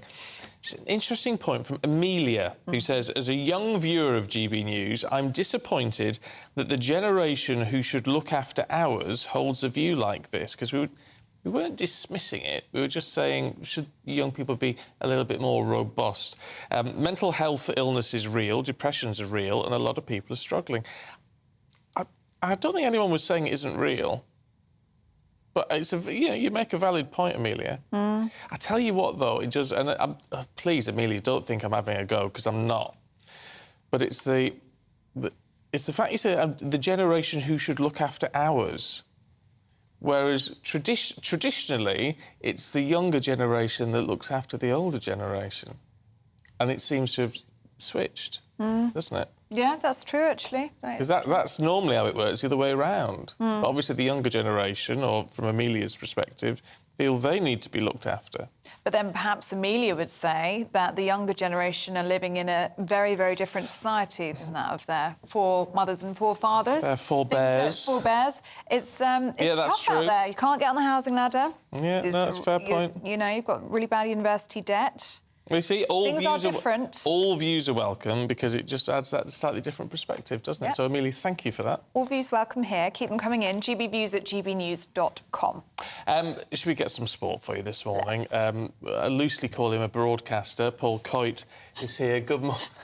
Good morning. I couldn't resist. No, I'm a loose broadcaster. That's what it is. Yes. We went out for coffee yesterday morning. We did, and we had a lovely time, didn't we? We had a lovely time, but it just made me just want to sort of rip you even more. I know, that's OK. It's good. And thanks for my cinnamon bun. We're still talking about... Oh, that cinnamon bun, yeah, you paid for that. What was it, 3 coffees, 3... What did I pay for that? It was 4 drinks. Yeah. And 3 pastries. Yeah. £27. 27 quid. I nearly died when that came up. How do you think I felt? I paid for it. I know. London prices. Yes. It's outrageous. Stephen's taking us out for the next time. I don't think it's going to be in that same place. It's not, no. No, we'll be going. There's a nice little cafe down the corner, which is much, much cheaper. Sounds good. OK. Should we talk Ashes? Yeah, yesterday was a brilliant day for England. It really was. You remember that yesterday, and I was saying it was... the first day, which was Wednesday, you never quite know. It's just got to level out, firstly. But England had an amazing day batting. So Australia scored 317 runs, and England now are on 384 for the loss of just 4 wickets. And Zach Crawley, now... What I'm going to tell you is about Bazball again. Oh, he's Bazball, Bazball this, Bazball that. But I'm going to tell you again, one of the most important things about Bazball is not only the free-flowing cricket that they play, but it is having faith in players that are not doing so well. What they say is like, if you're playing badly, play with no fear. Don't worry. It doesn't mean that if you play badly one day, you'll be out the next. So they had faith in Zach Crawley, who hadn't played that great, and he goes out and scores 189 runs, which is the most any England batsman has scored in a long time, and one of the great Ashes innings. So basically, the entire philosophy for the England cricket team is dance like nobody's watching. Yeah. That's it. Go out, do your thing, enjoy it. And don't worry about the pressure. So much pressure because they know you're good enough to play, and if something goes wrong, you know what? Look at that. I'm even doing it myself. I'm even faking a cricket. Yeah, I think so. But anyway, it has been terrific. So what England want to do, and it's a high score by an English batter for 26 years, England are going to keep... It's when the declaration comes, because the way things are going, the rain is coming in, that may affect the result. Bat like they've never batted before again this morning, and then declare, and then bowl Australia out, and then fingers crossed it'll be 2-2 going into the Oval for the final test. Right. Oh, golden opportunity then at that. Golden opportunity. Very excited about it. Can I just say, I think this is in part down to you and your positive mindset. I think you're probably right. Yesterday, when you said this, we were being very cynical, saying, oh, England are not going to turn this around. But you stayed firm and you stayed strong, and here we are. I did indeed. So it's all in the mindset. It is all in the mindset. So, Stephen, will you be a Tommy Turncoat now and go along with me and agree that maybe... A Tommy Turncoat? Yes, I will. It is the way to go. Yes, okay. I will. Fine. As long as you buy me another £18 coffee. Listen, absolutely no problem whatsoever. Let's talk golf, should we? Yes, let's talk about golf as well. So what is a links course? Very, very good question, because it is a links course. Excellent question. Now, a links course, it basically means it's not the style of the course, it's what the course is built on. So it's like a sand, because it's often alongside the coast, which Hoylake is. Most of them were Scottish. The word links comes from the Scots language for the Old English word hlink. Hlink. I don't know whether it's a silent H, hlink, which is rising ground or ridge. They're usually firmer golf courses. So that's what the links golf course is. It probably is a silent H, but it wouldn't be quite as good if you said it comes from the ancient English word link. Yes, OK. It's not quite as good, is it? No, not quite the same. Not quite the... Chlink. So anyway, it was a very good start yesterday, so we're underway. Now, the guy it's a four-way lead at the moment. It's an amateur by the name of Christo Lamprecht. Now, Christo, remember we've often talked about tall people, haven't we, in this segment? Christo is... I think we've got a picture of Christo... You do it with a very envious look in your eyes. Is that what it is? Is that why I'm so obsessed with being tall? OK, well, I'm only 6'3" myself. But anyway, let's have a look. I think we've got a picture of Christo here. Have we got Christo? There he is. Oh, that is his stroke. Now, look, it looks like... There we are. There he is. He's a very tall man. Now, he is actually 6'8". South African amateur. There he is. Look at him. It's like Lurch, isn't he? But a lot of power. Amateur champion last month. So he's 5 under at the moment, so looking very good. Tommy Fleetwood, local boy, although he lives in Dubai. He's also local to the northwest, so a lot of fans there for Tommy. Emiliano Grillo from Argentina. Rory McIlroy is even, so he's still in with a shot. He's still in there. But the thing is, it's causing a lot of people problems with these pot bunkers. What? Now, pot bunkers, now the bunkers, you know, are the sand traps, the bunkers around the green. These are... Now, look at this. Try and get your ball out of there. I mean, look at it. It's that I believe is the 17th. Now, Rory hit one out perfectly yesterday. Look, sometimes, look, even on hands and knees is the only way to get out of these. It's like crazy golf. It blooming is. It is. The only thing missing is probably the windmill in front of the hole. So it really is tricky to play out of these. So the pot bunkers are having a lot to do. Koepka, Schauffele and Scheffler. Schauffele and Scheffler, I know, two of your favourite golfers. They're both on 1 under. And Matt Fitzpatrick, another one of our fine golfers, is just 1 over for the championship. How did you know, like, Scheffler and Schauffele? Because I can just tell. I know you think they're probably... They wrote The Sound of Music, Scheffler and Schauffele, didn't they? But anyway, Matt Fitzpatrick... One more thing about Matt Fitzpatrick is that he's one of our best golfers. Sounds a great chance. But what he does, he logs every single golf shot that he takes. So it doesn't matter, even if he's warming up, even if he's on a golf range, he has... hit that well, hit it off the... I know. Isn't that bizarre? A bit weird. No, but if it works for him... But that's it, and he's turned it into a science. So then he'll sit down and go, right, OK, that went off there, that went off there. So logs every golf shot. I mean, I'm so bad, it'll probably take too long to log just 1 round for me, so I don't even bother doing it. But anyway, so that continues today. Women's World Cup, should we have a look at that? Yeah, we should. The Irish aren't happy, are they? Well, no. Well, Ireland were beaten by Australia. It was actually the first VAR decision that was announced with a little microphone yesterday, because, you know, with VAR and in the Premier League and everywhere else, fans in the stadium have to wait for the decision, and then you see the referee. But now the referee, and they're trialling this with the Women's World Cup, has the microphone, so you will hear what she's saying, and it goes out to the crowd. I mean, it may sound like it's no big deal, but at least everybody hears. At least everybody knows what's going on. And she will go, OK, I've looked at that.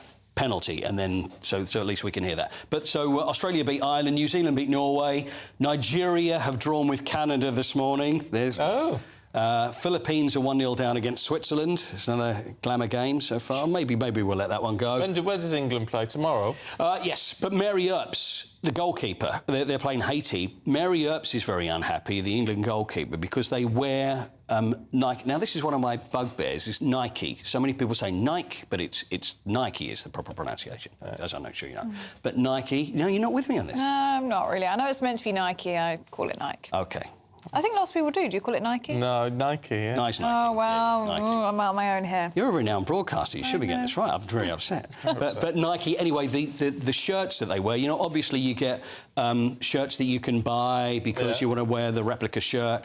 With the women's kit, which is very bizarre, Mary Earps, she won the FIFA Best Goalkeeper earlier this year in the world, but her shirt is not available to buy.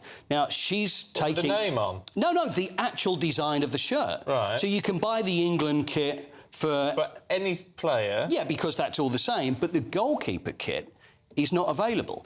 Now, you can buy just like a regular kit, but she's really unhappy about it, and she's saying that at Manchester United, her goalkeeper kit is the 3rd best-selling, but when it comes to the England kit, you can't buy it. And so she wants her family to be able to wear her shirt with Earps on the back, and there's lots of fans. But for some reason, Nike have made it not available. They say it's not part of our commercial strategy, as do Adidas. They say the same thing about goalkeepers. So she feels as if they're selling goalkeepers down the river that nobody cares about, which I think is a little unfair. I do think Nike are missing a trick here, because after the Euros win, I went to a girls' football team and I was playing football with them very badly. And their favourite player, all of them were saying, was Mary Earps. Well, there you go. They all loved her. Yeah. They would have all bought. She is extremely popular, and she's upset because you would be. Not only are you thinking, surely does it make business sense, but you take it a little bit personally. You would, yeah. Yeah, you would. Need Earps on the back, so yeah. Let's start a campaign. That's it. That's what we'll do next. Earps. Earps. Yes. And were very cute. When I met those girls in the girls' football team, they didn't know how to say her name, and they were calling her Herbs. Oh, really? Very sweet. Is that how you spell it? Earps, because it all depends where you went, because if it was where I grew up, if you said Earps, you'd probably think her name was Herbs. Or Earps. It was Mary Wembley. Earps. We were at Wembley. All right. Did you play? Well, I kicked a ball. And how did it go? Well done. Thank you. That was as much as I did. Yes, that was Everybody that. starts But they somewhere. were very, very good. Everybody starts somewhere, Lioness Ellie. spirit was coming through those girls. You should be taking your heels off. Well, would have helped. Still got to look great when you're playing, though. This You know is how it true. works. Still got to look great when you're playing. It's a visual medium. First game against Haiti, then, at the weekend. And so we wish them well going towards the World Cup. We do. We do indeed. Coity, thank you very much indeed. Thank you. See you later on. Have a lovely weekend. Thank you. Now, more spills and thrills from the morning's newspapers heading your way. We should be so lucky. This is Breakfast on GB News.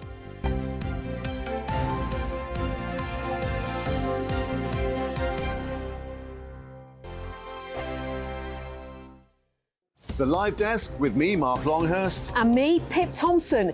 It's here Monday to Friday on GB News. From midday, we'll bring you the news as it breaks, whenever it's happening and wherever it's happening, from across the UK and around the world. Refreshing, feisty, but with a bit of fun too. If it matters to you, we'll have it covered on TV, radio and online. Join the Live Desk on GB News, the People's Channel, Britain's news channel. Weeknights on GB News from 6 p.m. You'll always get drama. Please stop, Michelle. I know, yeah. Please stop. Should I just shut up? Romance. You like me, I like you. There you go. There you are. Well, don't tell anybody. Adventure. Etc. That's the whole point. And action. Sergeant Reed, my superstar panel, they're already at it. They're fighting. It's going to be quite a show. Only on GB News, the People's Channel, Britain's news channel. So Jubes and Co, we tackle the issues of the day with real robust debate, both sides of the fence, battling it out with me in the middle with my forthright opinions and views. And often really interesting things happen because you start with a position and then by the end of the debate you find actually, well, I might not have thought about that one. What we need in this country is 2 new political parties. You should maybe think about doing a 2024 calendar. I'm Michelle Dewberry and I'm keeping you company right through until 7 o'clock this evening. GB News, the People's Channel, Britain's watching. Monday to Thursday, 9 p.m. till 11 p.m. Join me, Dan Wootton. I'll bring you the sharpest takes and hottest debates. Do you not believe in prison? I don't believe in prisons. I'm completely stunned. I guarantee you there'll be no spin, no bias, no censorship. I actually was personally quite offended by it.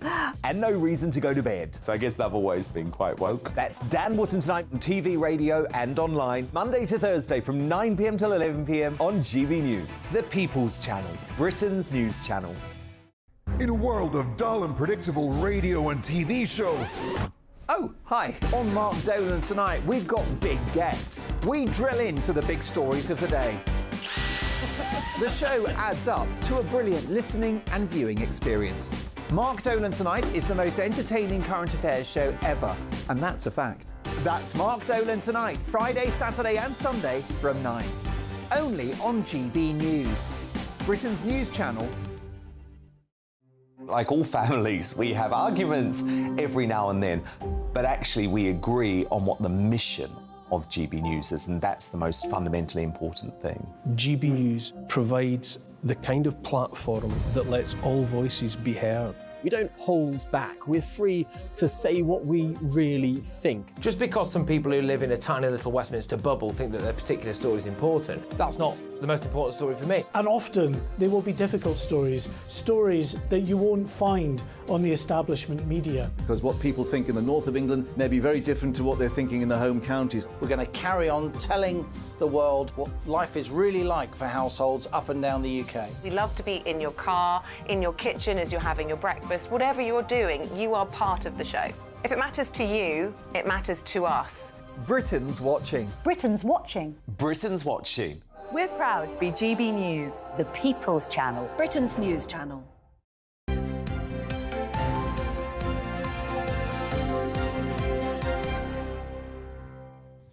7:42 morning. This is Breakfast with Stephen and Ellie. And it's time to go through the papers now. And joining us this morning is writer and journalist Candice Holdsworth, alongside broadcaster and podcast host Sean McDonald. Good morning to you both. Good morning. And Candice, let's start with you, shall we? And the NHS waiting lists. Yes, so this is a story in the Eye. It's Dr. Tim Cooksley. He's the head of the Society for Acute Medicine, and he's, I think, trying to put a bit of pressure on the government to sort of come to the table over these strikes, because he's saying that 1 in 6 people are going to be stuck on waiting lists. The lists are going to balloon to something like 9.2 million.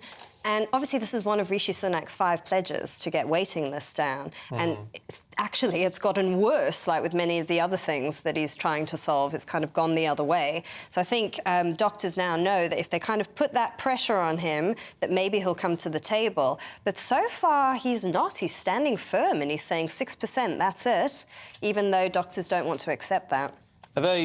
Are they just using this as... Are they using us as patients as a negotiating tactic? Well, yeah, that's the big criticism, right? So patient suffering is one of the negotiating tactics, which is why I don't think all consultants are on board with this. You know, some people really have a problem with the BMA using these tactics, and they've said, you know, as doctors, we sort of took an oath. We don't walk out on our patients, so there are other ways of negotiating. And from what I know, even people who are very neutral on this issue, you know, commenters on this, have said it is causing chaos. These strikes are contributing to the waiting lists. No, yeah, they will be. Yeah. This one I love in the Metro. I shouldn't like this, but I do. Just stop foiled. Yeah, I know what you mean by saying you shouldn't like it, but it is funny. There was an attempted this protest by Just Stop Oil at Elephant and Castle in London, and they were kettled themselves by, turned out to be a pair of YouTube pranksters, they're being called. I think the names are Archie Manners and Josh Peters. And they basically kettled them in and held them and said, we want you to just stop peeing people off. Yeah. I mean, we've talked about it so much. We know the ins and outs. We know why Just Stop Oil are protesting. We know that it is important to try and halt climate change. That's true. But I do think this is funny, because it's very easy to say with the Just Stop Oil people that it's a noble cause and you support it, but you won't be saying that if you're the one that's held up, or it stops you getting somewhere. If it stopped me getting a flight, or if it stopped someone getting to a hospital, that's the kind of both sides of the debate. I wonder how irate the Just Stop Oil people got about being disrupted. I know. I would love to know. I would actually love to see this. They'd probably be really annoyed that they couldn't go anywhere, they couldn't move, that they were just trying to go about their business and they're being prevented from doing it. So yeah. Well, that's what they were actually being heckled with yesterday. They were saying, "How do you like it? How does it feel?" Yeah, and it's actually a better method than, say, like attacking them, like some people have. Mock them, make fun of them, much better. Yeah, it was funny. I was happy with that, seeing it. Candice, let's have a look at the Star, shall we? Are they quackers, is the headline. Yeah. So apparently, so this is covered by the Star, some local councils are fining people £100 on-the-spot fines for things like feeding the ducks, flying kites and climbing trees. And this has all been uncovered by the Civil Liberties group, the Manifesto Club. And it's basically, it's a way of making money, and it's also really draconian as well. It's like children climbing trees, and some councillor comes along and issues £100 fine under so-called antisocial behaviour laws. Really? But I mean, it's like stretching the definition of antisocial. And feeding the ducks. I know. What's wrong with them? I know. Who comes up with these rules? It's so wrong. I always hate when I see no ball games. You know, you see a big stretch of grass and they say no ball games. And I'm like, that will fuel antisocial behaviour if you don't give kids an outlet. Let them play. Yeah. That's the best thing for them. I have to say, there's loads of signs near us you're saying, don't feed the ducks bread. Well, why not? We've fed ducks bread for hundreds of years. What are you meant to feed ducks?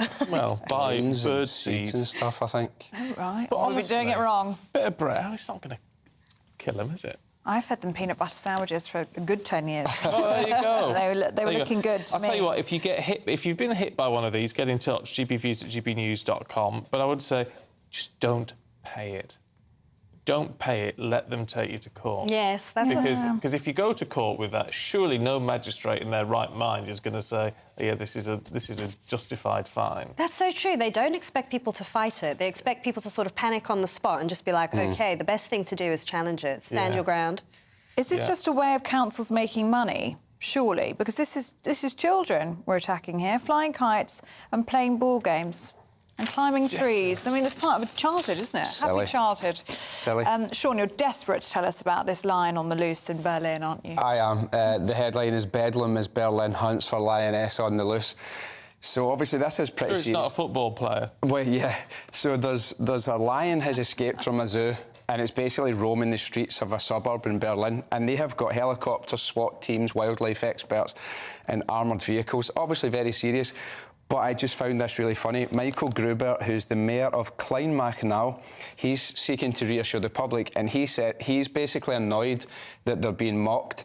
And he said to any mockers out there, no, this is not our new system of tackling wild boar by using lions and releasing lions onto the street. He said, we're not setting up a Serengeti Park. This is a serious situation, and we still haven't found this lion.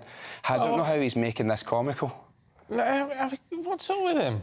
So I just found that really hilarious, and so I wanted to tell you this. Oh, here we go. A lion walks into a bar and he says, "Can I have a vodka and Coke?" And the barman says, "What's with the big paws?" And the lion goes, "I was born with them." Oh, get out. The dad jokes have started early today. Oh, that was so good. I was laughing for ages in the green room when I thought of it. Oh, you thought of that one, did you? I came up with it, yeah. That's an original. Oh, well done. An original. Well done. Blumenegg. He's only been talking about that for about 5 minutes. It's terrible. Just very briefly, Candice, let's have a look at the Telegraph and this flood of queries from NatWest customers. NatWest that owns Coots, which is debanked Nigel Farage. There's a whole lot of unhappy customers. Yeah, so this report's in the Telegraph, going by this Facebook page of people who've gathered together saying they've lost their bank accounts and they think it's for their social media being monitored by the bank. One guy thinks he lost his bank account for criticising NHS waiting lists and immigration. So now Nigel Farage has kind of shown the way to get information on why you lost your bank account. They're all starting to do that now. They're coming together. Before, I don't think they had the legal advice or the resources to figure out how to do it. But this is pretty appalling that your social media accounts could be monitored and you could lose your bank account and you're not told about it, you're not informed about it. This sort of surveillance is going on secretly. I think that's really sinister. And why do banks think that they can play that role in society, sort of trying to correct people's political beliefs? I know, and who sets that line as well for what is acceptable and what isn't? Exactly. It's somewhere you would hope that people from all across the political spectrum would sort of unite and even in the smaller examples, you know, I don't like what someone says, I'm going to contact their boss, I'm going to try and get them sacked. Like, chuck it, stop it, grow up. Because those little things, they lead to the bigger ones, they lead to people losing their bank accounts. Yeah, so that's a fair point. Don't be a wee grass. Oh, I can imagine the industrial-sized shredders are being warmed up in various places. Yeah. You can imagine, can't you? Yes, because they put it all in writing and he was able to get it. Yeah, a file. Yes. Well, there you go. If you've been affected by that, get in touch. Love to hear from you. Thank you both. Thank you. Thank you very much. It's not 8 o'clock yet, so you've got another hit. Another joke to come up with? No, thank you, Sean. Go get busy in the green room. Blumenegg. Now, as you might already know, we're continuing our look at the role that cash plays in our everyday lives as part of our Don't Kill Cash campaign. But is the rise of electronic card payments creeping in to become the most popular way to pay? Our man in the East Midlands, Will Hollis, has been to the market Deeping in Lincolnshire to find out more. It does what it says on the tin. There's been a market in Market Deeping for 800 years. Plenty of cash floating around, but now on every stall, a card machine too. Cash or card, madam? Cash. Cash. Thank you very much indeed. Stuart, the fishman, has been coming here for nearly 20 years. Virtually everybody about now has got a card. It's so easy to pay. There's not the banks about to go and draw cash out, and obviously there's not the ATMs either. I think in Market Deeping, I think there may be 2. Peter and his wife Mavis are regulars, tapping their way between the stalls. Well, we don't have cash much nowadays. Don't carry much cash. Of course, we have no banks. No banks at all. No. And there's no post office. The main post office closed down. While lots of people here at Market Deeping say they're getting more comfortable with using their card for purchases, they say one of the biggest reasons why is because all of the banks have closed down and there's virtually nowhere for them to get their cash out. Just to go into a shop and buy a newspaper or something like that, it's better just to pay by cash and rather than getting a card out. I do use both, but I do prefer to use cash because at least you know we know what you're spending then. I do think it's a government ploy to get rid of cash. The traders run the market, not the local council. Like most businesses, they went card only during COVID. Now customers have a choice. At the moment, I'm just changing a battery on a watch for somebody. David's on the watch stall. Some of his customers are keen on card, others are clinging to cash. This battery will cost £4 and majority of people will pay cash with it. Cards can be cloned and cash machines can be cloned, so the elderly feel more secure paying with cash. £10, please. Older people seem more likely to use cash. But Cynthia reckons the change might help. If they've got arthritic fingers or something like that, and they can just tap a card, that's quite good. I find if I just go like that, it's quite good. And how old are you? I'm 89. The cash card conundrum pits paper against plastic. Actually, banknotes are plastic now too. The old ones are gone.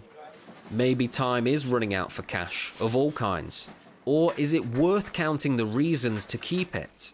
Will Hollis, GB News, in Market Deeping. Very difficult if you can't use cash.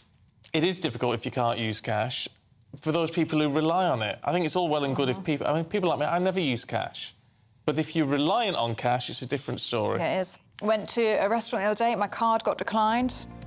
Issue with the card, not because I didn't have any money. Couldn't use cash.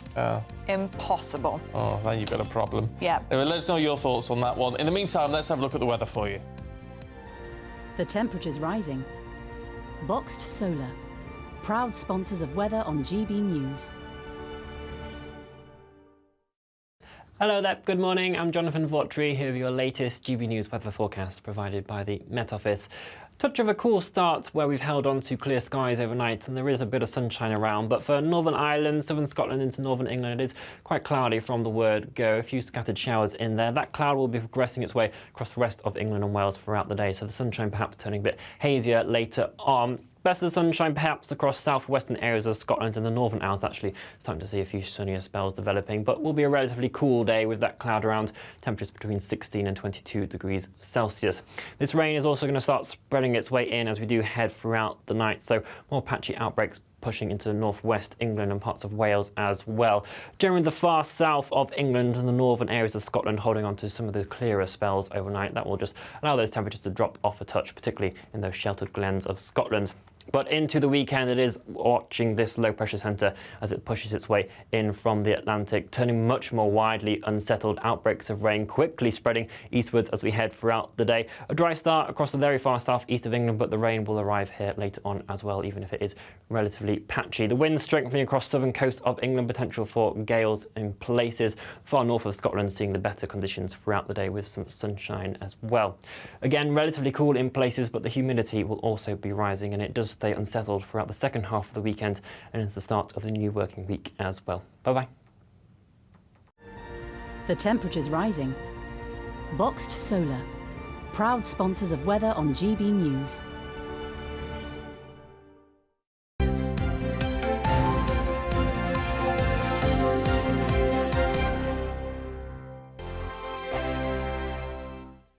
What What you get for breakfast is something that, if we do our jobs right, you will wake up to news that you didn't know the night before. It's a conversation. It's not just me and Eamon. We want to get to know you, and we want you to get to know us.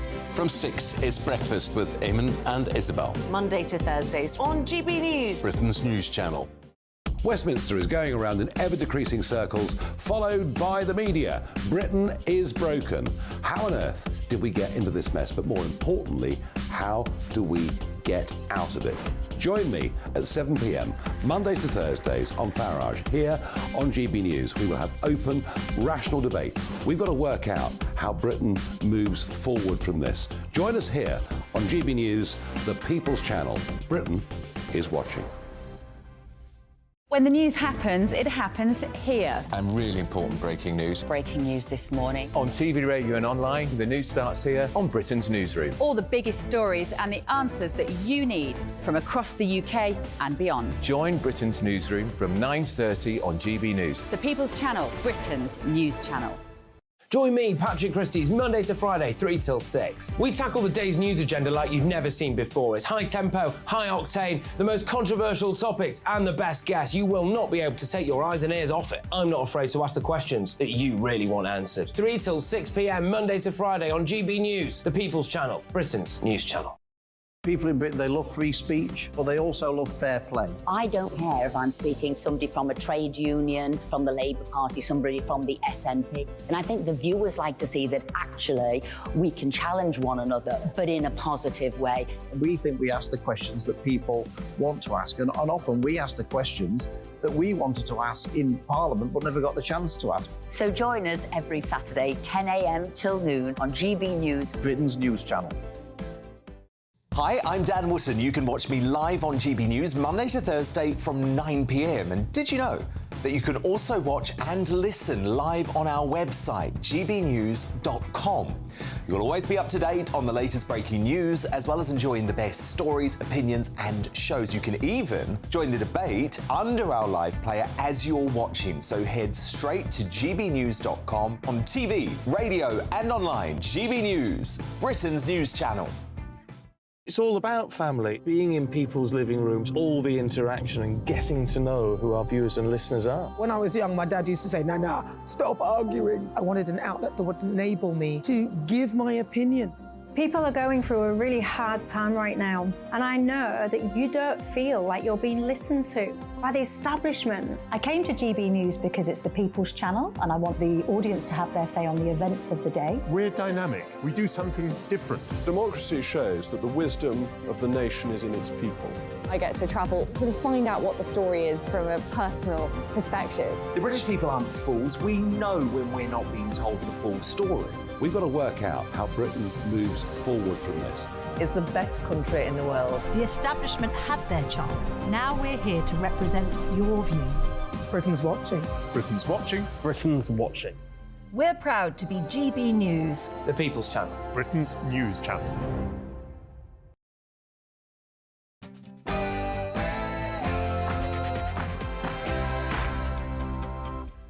It's 8 o'clock. Good morning. Friday, the 21st of July. Today, 3 by-election results. It's not all doom and gloom for the Tories, as many had predicted. We'll get latest analysis from our political reporter, Olivia Utley. Yes, I will be here with you very soon to break down those 3 by-election results. A pretty bleak night for the Conservatives, but not all sunshine and rainbows for Labour either. Buy now, pay later. Reports suggest the government may be preparing a crackdown on the increasingly popular lender services. Now, would you buy a painting from Johnny Depp? Yes. Oh, yes. He's unveiled a self-portrait which captures the emotional exhaustion he's felt during a difficult period in his life. It's great, actually. Looks quite good, doesn't it? It's excellent. Sold to us. And as always, we'll bring you the latest weather update. Low pressure isn't too far away and it will be increasing its presence on our weather over the coming days. Join me later for the full forecast. Morning to you. I'm Stephen Dixon. And I'm Ellie Costello, and this is Breakfast on GB News.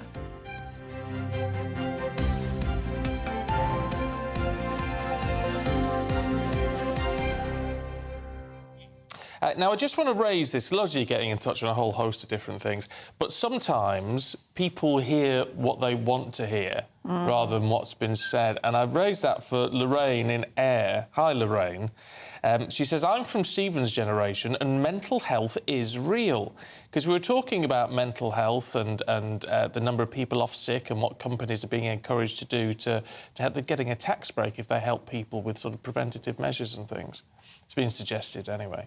And we were talking about that in the papers a couple of hours ago and saying, you know, do people need to be more resilient? A bit more? Nobody, Lorraine, was saying mental health isn't a real issue. Nobody's suggested that at all. We're just saying, do we need to be a bit more resilient? And you see, Keith says the younger generation seem to forget that the older generation went through 5 years of war, bombs dropping on their houses, children taking away from parents, not seeing family for years, growing up with rationing and displacement. See, mental health problems will have existed then, but it wasn't talked about in the same way. But then perhaps they were a more robust generation, which is perhaps what we need to be. So it's just putting that in balance, Lorraine. Yeah, Joanne's been in touch. She's a mental health worker of many years, and she says, my response to this comment this morning is that we all have mental health. Sometimes it's good, sometimes it's bad. Generally, unless it's organic, it's situational. There's a lot of help for people who struggle with their feelings nowadays, but there's also a lot of pressure from social media. I think that is a really interesting point, because we've got that additional element, haven't we? That additional sphere, if you like, of social media and the pressures that come with that haven't been felt before. Yeah, for young people who feel pressured by these, particularly images, I think things like Instagram, where people, you know, it's totally unrealistic. Everyone puts these filters and things on. It's all very, very odd. Don't trust what you see online. Yeah, Maureen says you don't get depressed if you keep busy. Well, I would disagree with you on that, Maureen. Some people do just have depression. Yeah, just a chemical imbalance. Yeah, so it's just balancing out that whole argument. But it bothered me, Lorraine, when you clearly thought we were saying mental health isn't a real thing, which isn't what we were saying at all. Really isn't. No.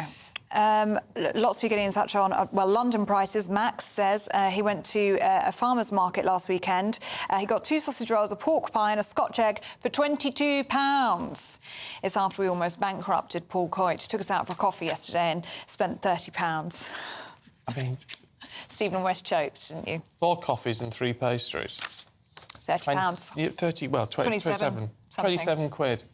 I mean, honestly, it nearly had a fit on the spot. It was a lot, wasn't it? And do you know what I said? I didn't say this to Paul earlier on. I was thinking, because his daughter was with us.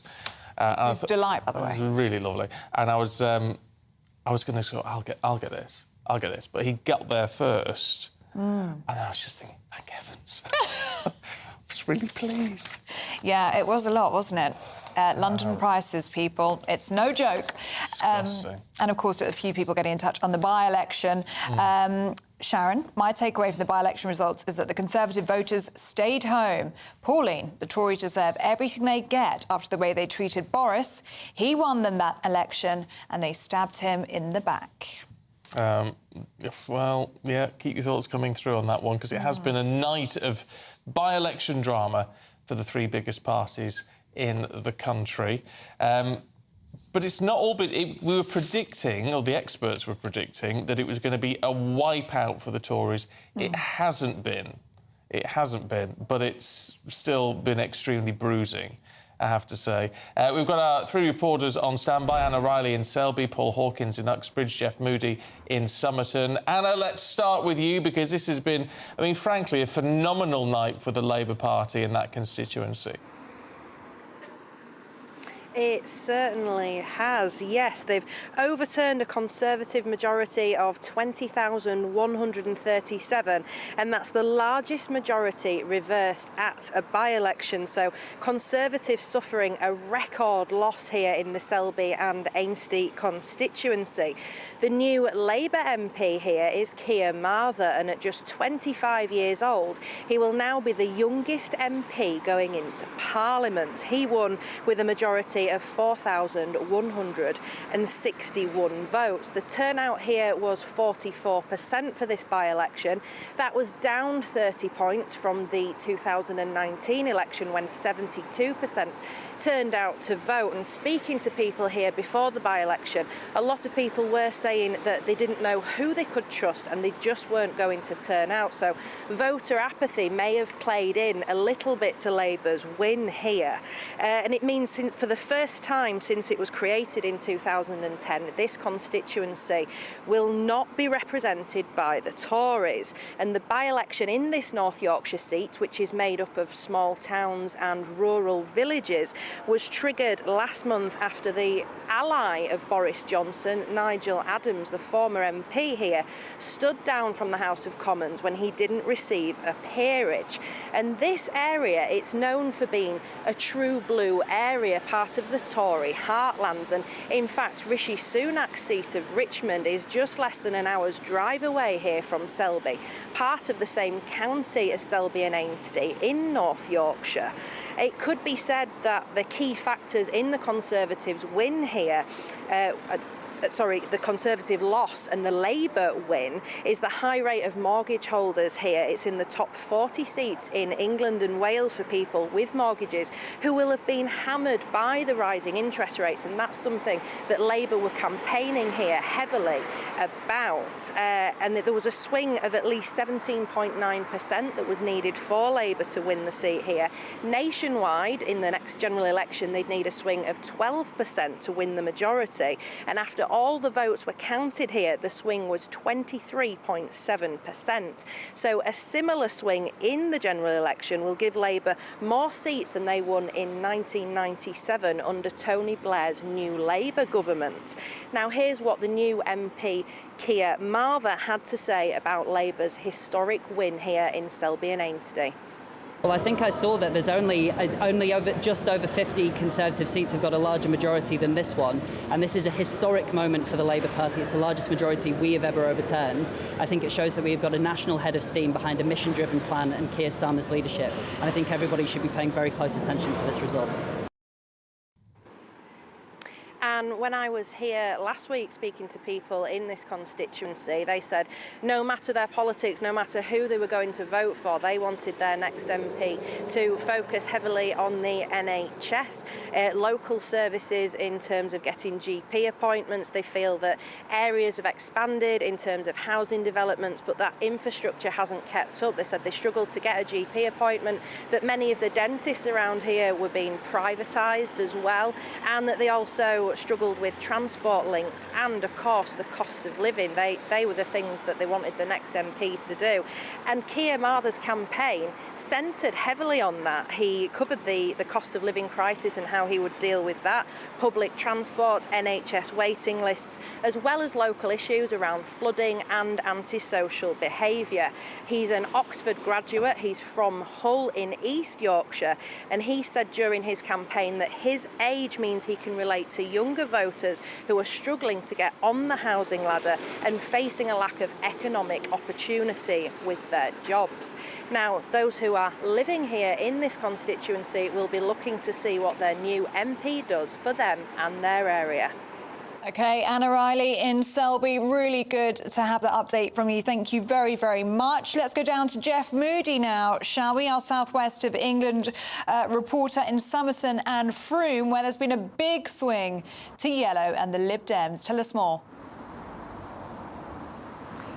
Yes, we always expected the Lib Dems to win here. That's no surprise, really. But what is a surprise is the scale of that victory. They've overturned a 19,000-seat majority and turned it into an 11,000-seat majority in favour of the Lib Dems. Now, they performed something as miraculous as that last year in Tiverton and Honiton, a massive seismic result then that really saw the nails being banged into the coffin of Boris Johnson's career. It was an early sign that things weren't going Boris's way this time last year.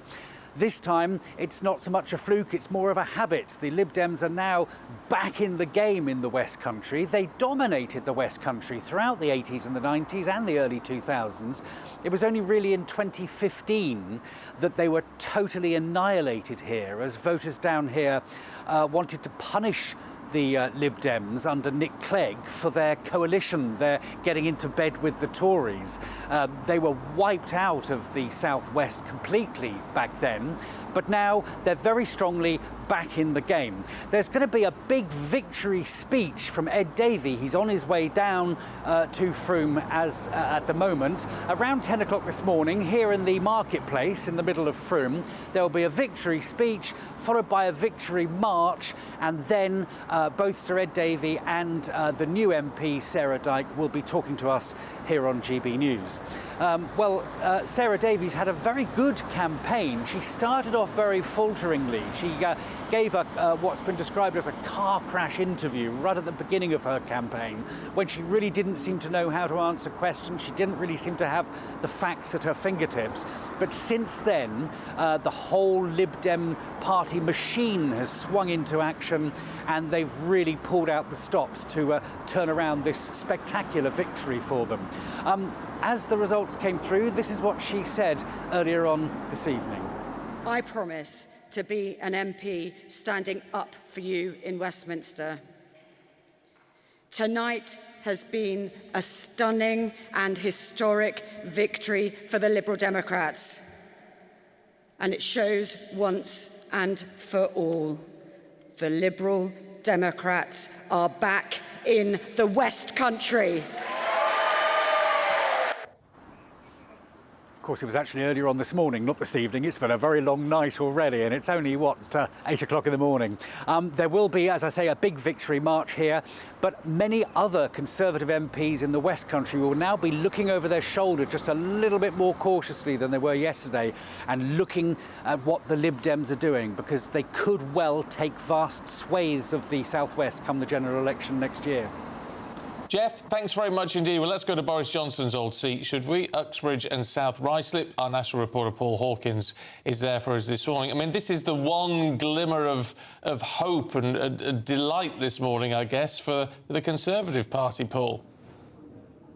Yeah, glimmer being the operative word. Probably wouldn't put it any more than that, Stephen. And that's because there was still a 6.7 swing to Labour here. They needed a little bit more for them to reclaim this seat, but the reason they haven't is because of local issues, or namely one local issue, ULEZ, which for those who don't live in London, it stands for Ultra Low Emission Zone. It's essentially a daily charge, £12.50 for high polluting vehicles that travel into the centre of London. Sadiq Khan wants to extend the boundaries on that to outer London, and it's currently the subject of a judicial review at the moment. We're waiting for a judgment on that. 5 London borough councils and Surrey County Council have taken the mayor to court over that, and one of those is Hillingdon Borough Council, which is where we are now, and that is where former county councillor Steve Luckwell used to sit, and he's now the MP for the area. It was a thin margin by which they held on to the seat, 495 votes. They had to have a recount around about 2 o'clock in the morning,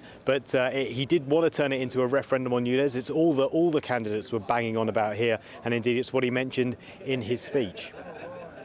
By-election has been a referendum on ULEZ. It's absolutely been clear what the people of Uxbridge and South Ruislip want. They don't want ULEZ expanded, and Sadiq Khan needs to listen to the result of this by-election. I wasn't expected to win it, Labour were.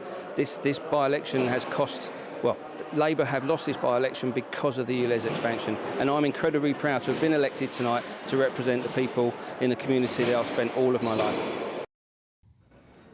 Now, interestingly, in the last half an hour, Rishi Sunak has tweeted congratulating Steve Luckwell, but Steve Luckwell clearly didn't feel the need to mention him in his speech after his victory. Didn't even put him in his promotional leaflets, banging on about how he was more of a local man. He's born in Hillingdon, raised in Hillingdon, former Royal Mail manager. For Labour, big questions now about how they approach the mayoral election and the general election next year. The local candidate here, Danny Beale, who lost out by 495 votes. He said that he didn't agree that ULEZ should be expanded, saying that it was too much during this cost of living crisis. So how Labour approach the next election is going to be interesting. But here, voters, instead of giving the government of the day a kicking, have opted for local issues.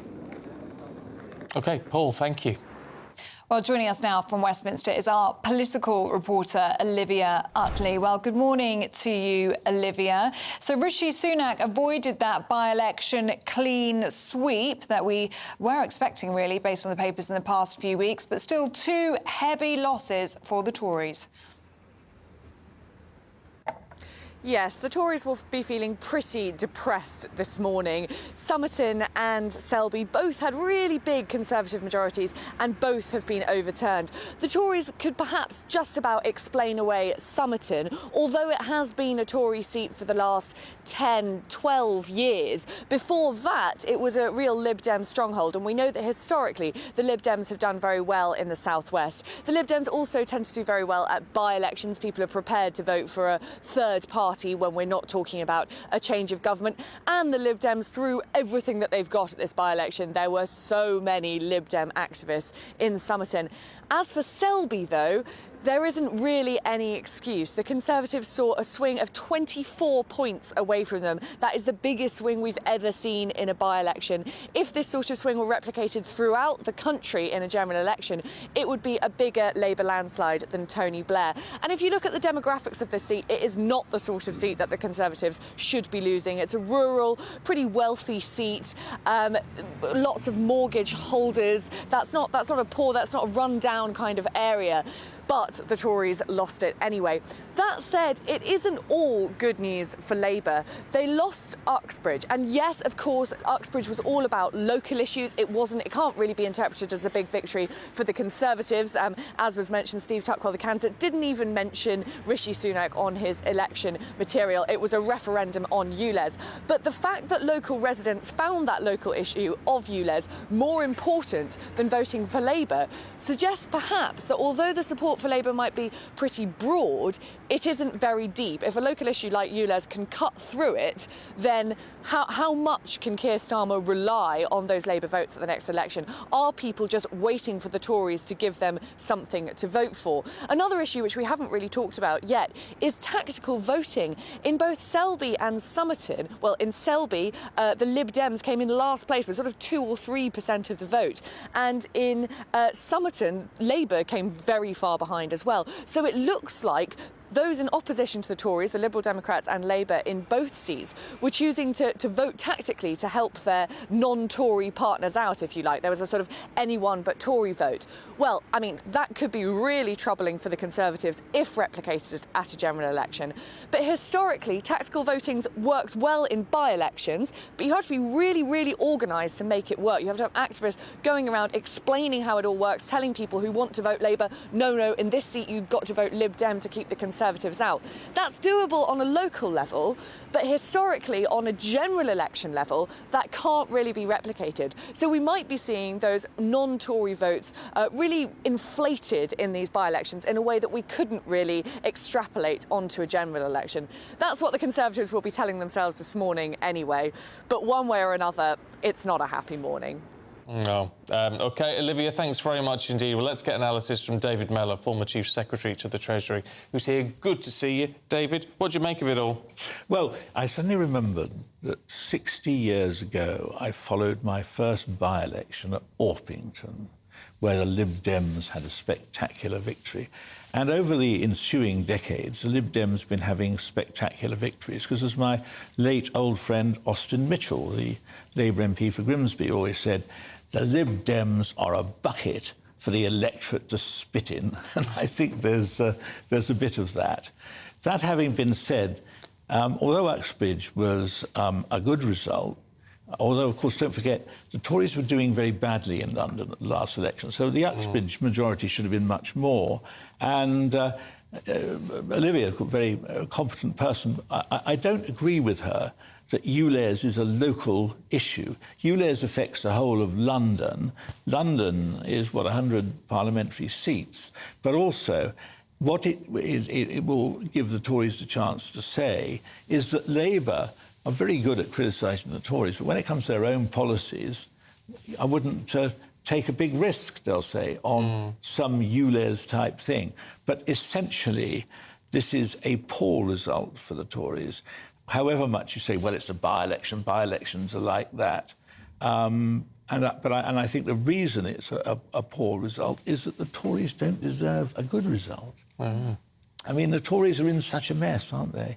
And every time it looks as though Rishi Sunak can pull himself off the floor, somebody like Boris comes along and sort of pushes him back into the places where a leader will not want to go. And so it looks as though, on this evidence, the Tories are not going to win the next election. And I personally would be astonished if they did. But these by-elections alone do not determine that issue. No, but they do show that the Conservatives do have a lot to be concerned about. Yes. And if we're looking at a general election in the next 12 to 18 months, probably in the next year, what does Rishi Sunak need to do now? We've got those 5 key pledges, but we need to see some effort going into those and some results as well. Well, he's got rather a lot to do, actually. And this is going to be his problem. First of all, he's got to try and get people like Boris Johnson to shut up. Now, that's going to be easier said than done. Secondly, he's got to project himself as a real national leader. I think he's an extremely competent person. I'm listening to some of his interviews. He plainly knows his stuff. But what he hasn't got is that elusive quality, that charisma. I mean, I shan't repeat my old joke about he's one of those who thinks charisma is December the 25th. But, you know, it is actually quite troubling that he doesn't project himself as a great national leader. And if he can't do that, what else have the Tories got to play with? And the answer has to be the Tories look played out. They look a spent force. And, you know, there are moments when a period in opposition does a party good. What about the idea, and we've talked about a reshuffle in September. There's murmurings that there could be a reshuffle today. I mean, it takes some of the focus away from the results. Perhaps it's a way of saying to the electorate, all right, we need, you know, we've done badly, let's sort this out, have a big reshuffle. But in order to have a reshuffle, you've got to have talent that will ready to come in. But is there some on the backbenches? Who knows now? I mean, you know, but I think the problem is this is a weak government. It is a weak cabinet. And one of the few stars that they have, the Defence Secretary, has pulled out of politics. That's a remarkable thing. One of 47 Conservative members of Parliament who aren't going to stand again. And some of the people whose names are being dragged into the possibility of becoming Defence Secretaries, as Defence Secretary, there isn't much star quality there. You know, when I think back, so I don't want to get nostalgic for the days of Margaret Thatcher, but she had a strong team, and she made it stronger by tolerating people who didn't really agree with her, whatever she might have said about them behind their backs. It's a problem for politics that really good people are no longer attracted to politics. And what she was able to do was to project the idea that the Tories were a distinguished bunch. How is Rishi Sunak going to do that when actually he's having to make bricks without straw in a lot of instances? Can we talk about the banking situation? Yes. And the whole Farage debacle? Well, first of all, I mean, what idiots they must be at NatWest. Because, of course, remember, Coutts is a branch of NatWest. A bank I gave up once, by the way. Oh, did you? Yes, because I was a Coutts customer, and my son and 3 of his mates went to South America on their gap year, robbed at gunpoint the first night, and all these people who banked at, you know, Barclays in a Bullspond Road got their cards back, but it was beyond the capacity of Coutts, despite their reputation, to do the same. So I abandoned Coutts. So there you are. However, I would certainly abandon them if I was still with them now, because what they wrote about Nigel Farage is a disgrace. And the reason it's a disgrace, if you have a banking licence, your job is to provide banking services. It's not your job to sit in judgment on your customers' opinions. And now I've got to say to myself, it's time for heads to roll, isn't it? I feel like the old granny sitting beneath the guillotine and French Revolution saying, I want blood.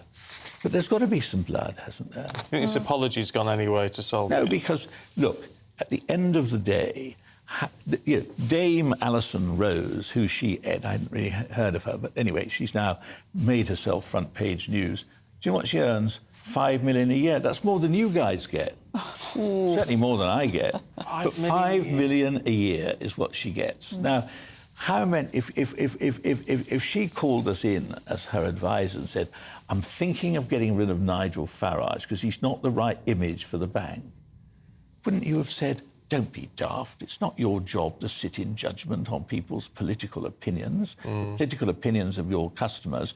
And if she thinks she can make an apology and then it's business as usual and next year the $5 million will come in just as it did last year, I think that something should be done about this. Remember, we as the taxpayers own 38% of this bank. Now, where's the chairman? Where's the board? Why aren't they stepping in to restore confidence? So, and I think anyway, there'll be lots of other stuff that Nigel will be fishing around and trying to get. So I think this is a scandal that will run and run. And it is a scandal because they lied. They lied that it was the fact he didn't have enough cash in his account that meant they could get rid of him. But the reality is they got rid of him because they didn't like his politics. Nigel Farage has now asked for Dame Alison Rose to be questioned by MPs. Yes. Do you think it should go that far? Should there be an investigation I into think this? she should be given a really hard time. And you know what? I think she will be given a really hard time. Look, it's irresistible. I mean, a lot of people, politics, they always say, never hit a man or a woman when he's down. It's easier to kick them. She's going to get a real kicking. And she deserves it. Because, frankly, if she had any sense, she'd resign. But she isn't going to resign. She thinks, a sort of carefully crafted, totally unconvincing apology in that letter she sent round is going to be enough to save her skin.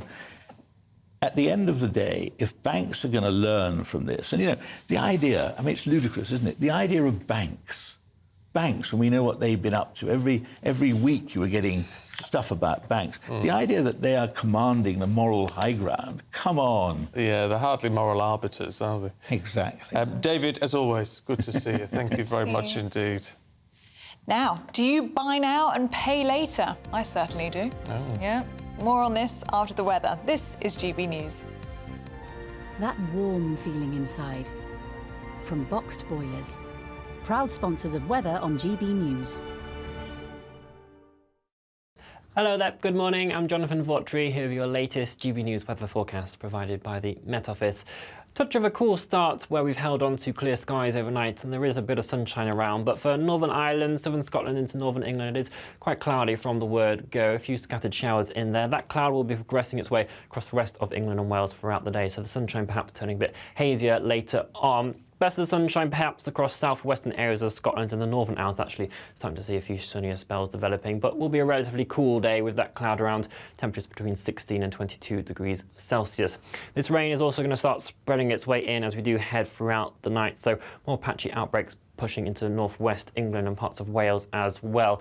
Generally the far south of England and the northern areas of Scotland holding on to some of the clearer spells overnight. That will just allow those temperatures to drop off a touch, particularly in those sheltered glens of Scotland. But into the weekend, it is watching this low pressure centre as it pushes its way in from the Atlantic, turning much more widely unsettled. Outbreaks of rain quickly spreading eastwards as we head throughout the day. A dry start across the very far southeast of England, but the rain will arrive here later on as well, even if it is relatively patchy. The winds strengthening across southern coast of England, potential for gales in places. Far north of Scotland, seeing the better conditions throughout the day with some sunshine as well.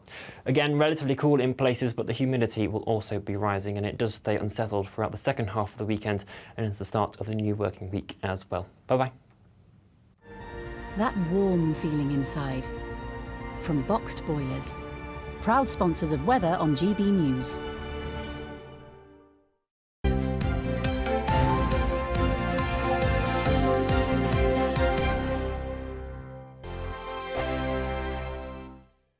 The Live Desk with me, Mark Longhurst. And me, Pip Thompson. It's here Monday to Friday on GB News. From midday, we'll bring you the news as it breaks, whenever it's happening and wherever it's happening, from across the UK and around the world. Refreshing, feisty, but with a bit of fun too. If it matters to you, we'll have it covered on TV, radio and online. Join the Live Desk on GB News, the People's Channel, Britain's news channel. Weeknights on GB News from 6 p.m. You'll always get drama. Please stop, Michelle. I know, yeah. Please stop. Should I just shut up? Romance. You like me, I like you. There you go. There you are. Well, don't tell anybody. Adventure. Etc. That's the whole point. But and action. Read my superstar panel. They're already at it. They're fighting. It's going to be quite a show. Only on GB News, the People's Channel, Britain's news channel. So Jubes and Co, we tackle the issues of the day with real robust debate, both sides of the fence, battling it out with me in the middle with my forthright opinions and views. And often really interesting things happen because you start with a position and then by the end of the debate you find actually, well, I might not have thought about that one. What we need in this country is 2 new political parties. You should maybe think about doing a 2024 calendar. I'm Michelle Dewberry and I'm keeping you company right through until 7 o'clock this evening. GB News, the People's Channel, Britain's watching. Monday to Thursday, 9 p.m. till 11 p.m. Join me, Dan Wootton. I'll bring you the sharpest takes and hottest debates. Do you not believe in prison? I don't believe in prison. I'm completely stunned. I guarantee you there'll be no spin, no bias, no censorship. I actually was personally quite offended by it. And no reason to go to bed. So I guess they've always been quite woke. That's Dan Wootton tonight on TV, radio and online. Monday to Thursday from 9 p.m. till 11 p.m. on GB News. The People's Channel, Britain's news channel. In a world of dull and predictable radio and TV shows. Oh, hi. On Mark Dolan tonight, we've got big guests. We drill into the big stories of the day. The show adds up to a brilliant listening and viewing experience. Mark Dolan Tonight is the most entertaining current affairs show ever, and that's a fact. That's Mark Dolan Tonight, Friday, Saturday and Sunday from 9. Only on GB News, Britain's news channel. Like all families, we have arguments every now and then, but actually we agree on what the mission of GB News is, and that's the most fundamentally important thing. GB News provides the kind of platform that lets all voices be heard. We don't hold back. We're free to say what we really think. Just because some people who live in a tiny little Westminster bubble think that their particular story is important, that's not the most important story for me. And often there will be difficult stories, stories that you won't find on the establishment media. Because what people think in the north of England may be very different to what they're thinking in the home counties. We're going to carry on telling the world what life is really like for households up and down the UK. We love to be in your car, in your kitchen as you're having your breakfast. Whatever you're doing, you are part of the show. If it matters to you, it matters to us. Britain's watching. Britain's watching. Britain's watching. We're proud to be GB News, the People's Channel, Britain's news channel.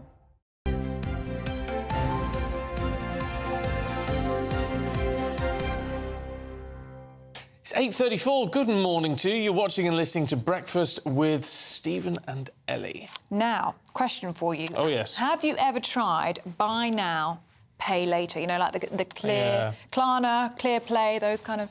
Yeah, I have done in the past. Have you? Yeah. All good? Yes, well, it's been fine, yeah. Well, it says that they do little checks before you actually sign up to these buy now, pay later schemes. And they have grown in popularity with people who do wish to buy things but pay for them across several months. But consumer champions now, oh, sorry, a fly just flew into my face, believe that more regulation is now needed in the industry. OK, let's talk to personal finance and consumer affairs commentator Georgie Frost. Good morning to you, Georgie. What's the issue with these buy now, pay later schemes?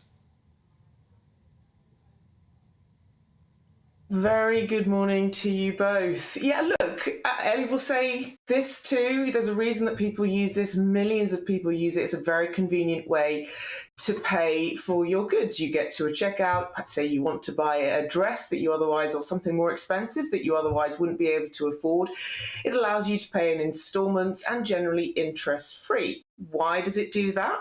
Well, these companies like ClearPay and Klarna and Lay-By, and there are many of them, they will work with the retailer, get a cut of the pay, and that's how they can charge you or not charge you for it. What's in it for the retailer?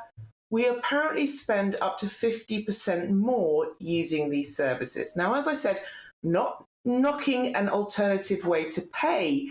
The problem is spiraling debt. There's an issue with the fact that if you are buying something, they haven't been affordability checked because this is an unregulated space. They don't know, like a credit card company, for example, before they give you a credit card, will do all these background checks just to check that you are not currently in debt or you're good at paying your money back. The same sort of service isn't offered with these types of products. Now, we thought regulation was going to be coming down the line by the end of this year. There was a consultation that was opened up in February. And actually, it was the regulator that was saying that this is a big review was opened up in 2020 that said this is urgent need to regulate all buy now, pay later products given its significant potential for consumer harm. That was a review into this in 2021. We thought the government agreed with that. We thought regulation was coming down the line, and we're hearing this weekend or last weekend that actually those plans might be shelved. In a cost of living crisis, I think taking away or not having extra protections for consumers in place is deeply concerning. Right, so you're looking at I mean, it's all. I mean, in effect, you're saying we don't have enough self-regulation, that those people who, you know, are a bit tempted to do a bit more shopping when they haven't got the money are just going to find themselves in a whole load of trouble without necessarily realising it. So this is not me saying this is people's responsibility. I actually think the wider industry needs to be looked at. There are issues with the fact that they've been found. There's not a lot of, and Ellie, you can tell me when you get to the checkout, because I've never used this before, it's not really something that I would use, but when you get to the checkout, there can be up to 6 different providers. There's not a lot of information about what will happen if you don't pay back in time. It can affect your credit rating, which could affect, say, you getting a mortgage or any other credit in the future.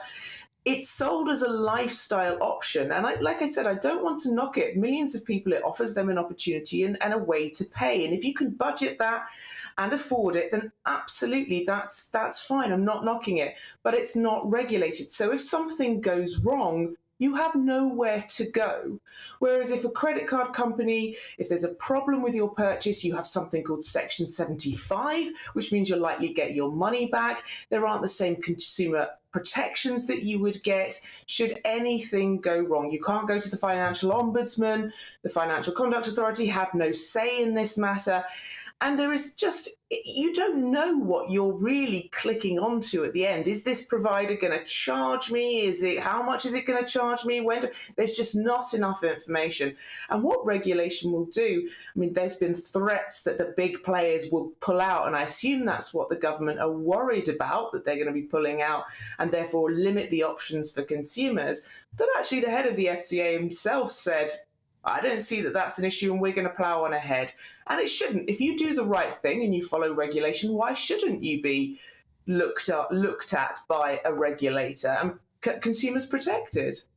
OK, Georgie Frost, really good to speak to you this morning.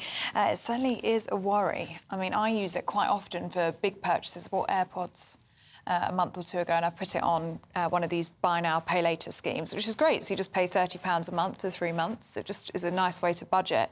But it is scary how easy it is. Like Georgie says, you get to the checkout, there's 6 different options. So I imagine you could have all manner of these things. You could have 6 different arrangements out. Yeah, it's why you've got to be. Well, it's easy for me to say, isn't it? But you've got to be strict with yourself, haven't you? You've got to remember what you're already paying for. That's it, because there's no reminders. No. Very, very difficult to keep track of. Do let us know if you're using these schemes. How do you find it? I mean, it is good in a cost of living crisis in terms of budgeting to spread things out, especially those big payments, but very, very difficult to keep track of. And have you been caught out by those additional payments? Do let us know. gbviews@gbnews.com.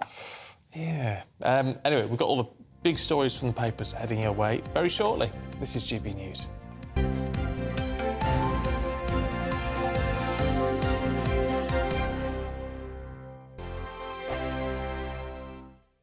What you get for breakfast is something that, if we do our jobs right, you will wake up to news that you didn't know the night before. It's a conversation. It's not just me and Eamon. We want to get to know you, and we want you to get to know us. From 6, it's Breakfast with Eamon and Isabel. Monday to Thursdays on GB News. Britain's news channel. Westminster is going around in ever-decreasing circles, followed by the media. Britain is broken. How on earth did we get into this mess? But more importantly, how do we get out of it? Join me at 7 p.m, Monday to Thursdays on Farage, here on GB News. We will have open, rational debate. We've got to work out how Britain moves forward from this. Join us here on GB News, the People's Channel. Britain is watching. When the news happens, it happens here. And really important breaking news. Breaking news this morning. On TV, radio and online, the news starts here on Britain's Newsroom. All the biggest stories and the answers that you need from across the UK and beyond. Join Britain's Newsroom from 9:30 on GB News. The People's Channel, Britain's news channel. Join me, Patrick Christie's, Monday to Friday, 3 till 6. We tackle the day's news agenda like you've never seen before. It's high tempo, high octane, the most controversial topics and the best guests. You will not be able to take your eyes and ears off it. I'm not afraid to ask the questions that you really want answered. 3 till 6 p.m, Monday to Friday on GB News, the People's Channel, Britain's news channel. People in Britain, they love free speech, but they also love fair play. I don't care if I'm speaking somebody from a trade union, from the Labour Party, somebody from the SNP. And I think the viewers like to see that actually we can challenge one another, but in a positive way. We think we ask the questions that people want to ask, and often we ask the questions that we wanted to ask in Parliament but never got the chance to ask. So join us every Saturday, 10 a.m. till noon on GB News, Britain's news channel. Hi, I'm Dan Wootton. You can watch me live on GB News Monday to Thursday from 9 p.m. And did you know that you can also watch and listen live on our website, gbnews.com.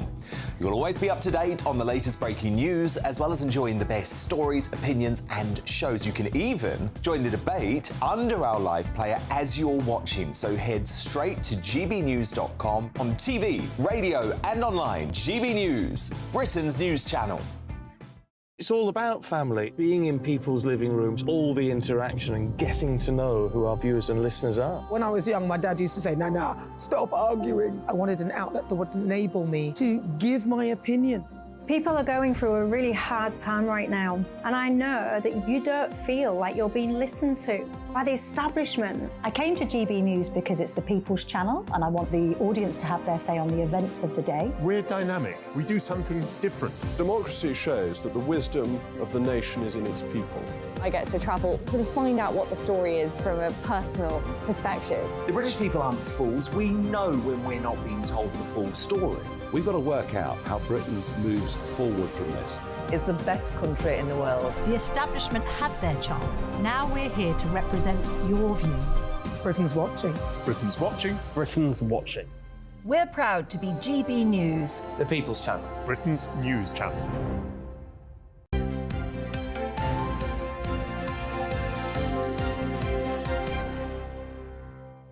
8:44, good morning. This is Breakfast with Stephen and Ellie. And we're going through the papers now with writer and journalist Candice Holdsworth and broadcaster and podcast host Sean McDonald. Good morning to you both. Good morning. And Sean, we'll start with you, shall we, in The Guardian. The taxpayer to fund 45% pay rise for royals is their headline. Yeah, King Charles III is to receive a huge pay rise from the UK taxpayer. This is against the backdrop of a cost of living crisis. It's going up by about 45%. From 86 million to 125 million. Now, the monarchy's annual budget is known as a sovereign grant, and it's sort of pegged against the profits from the royal estate. The Guardian are basically reporting this, so that the review of the royal funding settlement has been spun by the Treasury to give the impression that the King is essentially taking a pay cut. He's not. He's getting a significantly larger slice. I think part of the reason this isn't projected to happen until 2025. It's going to go up by a further £1 million in 2026, and this is as a result of the Crown estate earning more money. They've sold off, or I think they've sublet like wind farm sort of space, and that's led to a huge rise. Fair enough, though, isn't it? Well, I mean, it's Crown Estate. When people are struggling to put money on put food on the table, and they're struggling with money coming in and going out, it is quite crass. The way in which but it's how the money's spent, though, isn't it? I mean, what's the money spent on? Well, you know, touring the country and visiting people and cheering them up and walking alpacas. Exactly, yeah, cheering them up and walking alpacas. He's not cheering me up. It's had some criticism. Norman Baker, the former Lib Dem minister, he's criticised it again by saying you're just providing more opulence and more luxury. Well, he will, but Norman hates the royals. Yeah, but I mean, I think his point is valid, do you not? No, I don't. I don't. Maybe let us know what you think. gbviews@gbnews.com. It's a fair point. Candice, let's have a look at the Times, should we? Weight loss jabs. We're running out. Yeah, so in the Times, apparently all these private clinics that prescribe the weight loss drugs off-label, so you know, you don't have diabetes, but you've got a weight loss problem. They've been sent a government alert to say stop doing it now because there's a shortage for people who actually need it for health reasons, you know, people with type 2 diabetes. So we'll see what happens. I mean, I think it's so popular. These clinics make a huge amount of money. Oh, yeah. So what are they going to do? I mean, I don't know how they're going to be able to encourage people to lose weight without being able to prescribe these drugs. Because people go there for them. But you can't give people this jab to lose weight privately if there's not enough for people who need it to control their blood glucose. Exactly, yeah. So they're saying that there's not even going to be enough to meet demand till about mid-2024. So they've told them, just calm down now, stop prescribing them. But this is what's going on. I think a lot of people are sort of relying on the jab to lose weight rather than using other means. Yeah, well, it terrifies me, actually, the lack of regulation with these weight loss jabs for people who aren't taking it for diabetes. Yes. And I know many skinny people, friends of mine, who are on this weight loss jab. Really? Yeah, and because you don't need to do anything, you just fill out a form online, you have to upload a photo, but it's very, very easy to make yourself appear bigger in a photograph, and then they've got access to this jab. I mean, if you're willing to pay for it, you can get it, essentially. It's very unregulated, and there's so much of this going on in the cosmetics industry, you know, with all the injectables and things that people are using, and people are going overseas for treatments and getting absolutely botched jobs on, like, their face, their lips, their teeth. No, there's something wrong with these people, frankly. Well, these people who can't get a skinny jab, Sean, should perhaps sit down and console themselves with a cream egg. With a cream egg. 200,000 cream eggs were stolen by a thief, and he's been jailed for 18 months. Now, if you don't see me for the next year and a half, that's just a coincidence. But this was Joby Poole, I think that's how we pronounce his name, 32 years old, and he's had a stolen lorry cab to tow away the chocolate loot, which was valued at more than £31,000.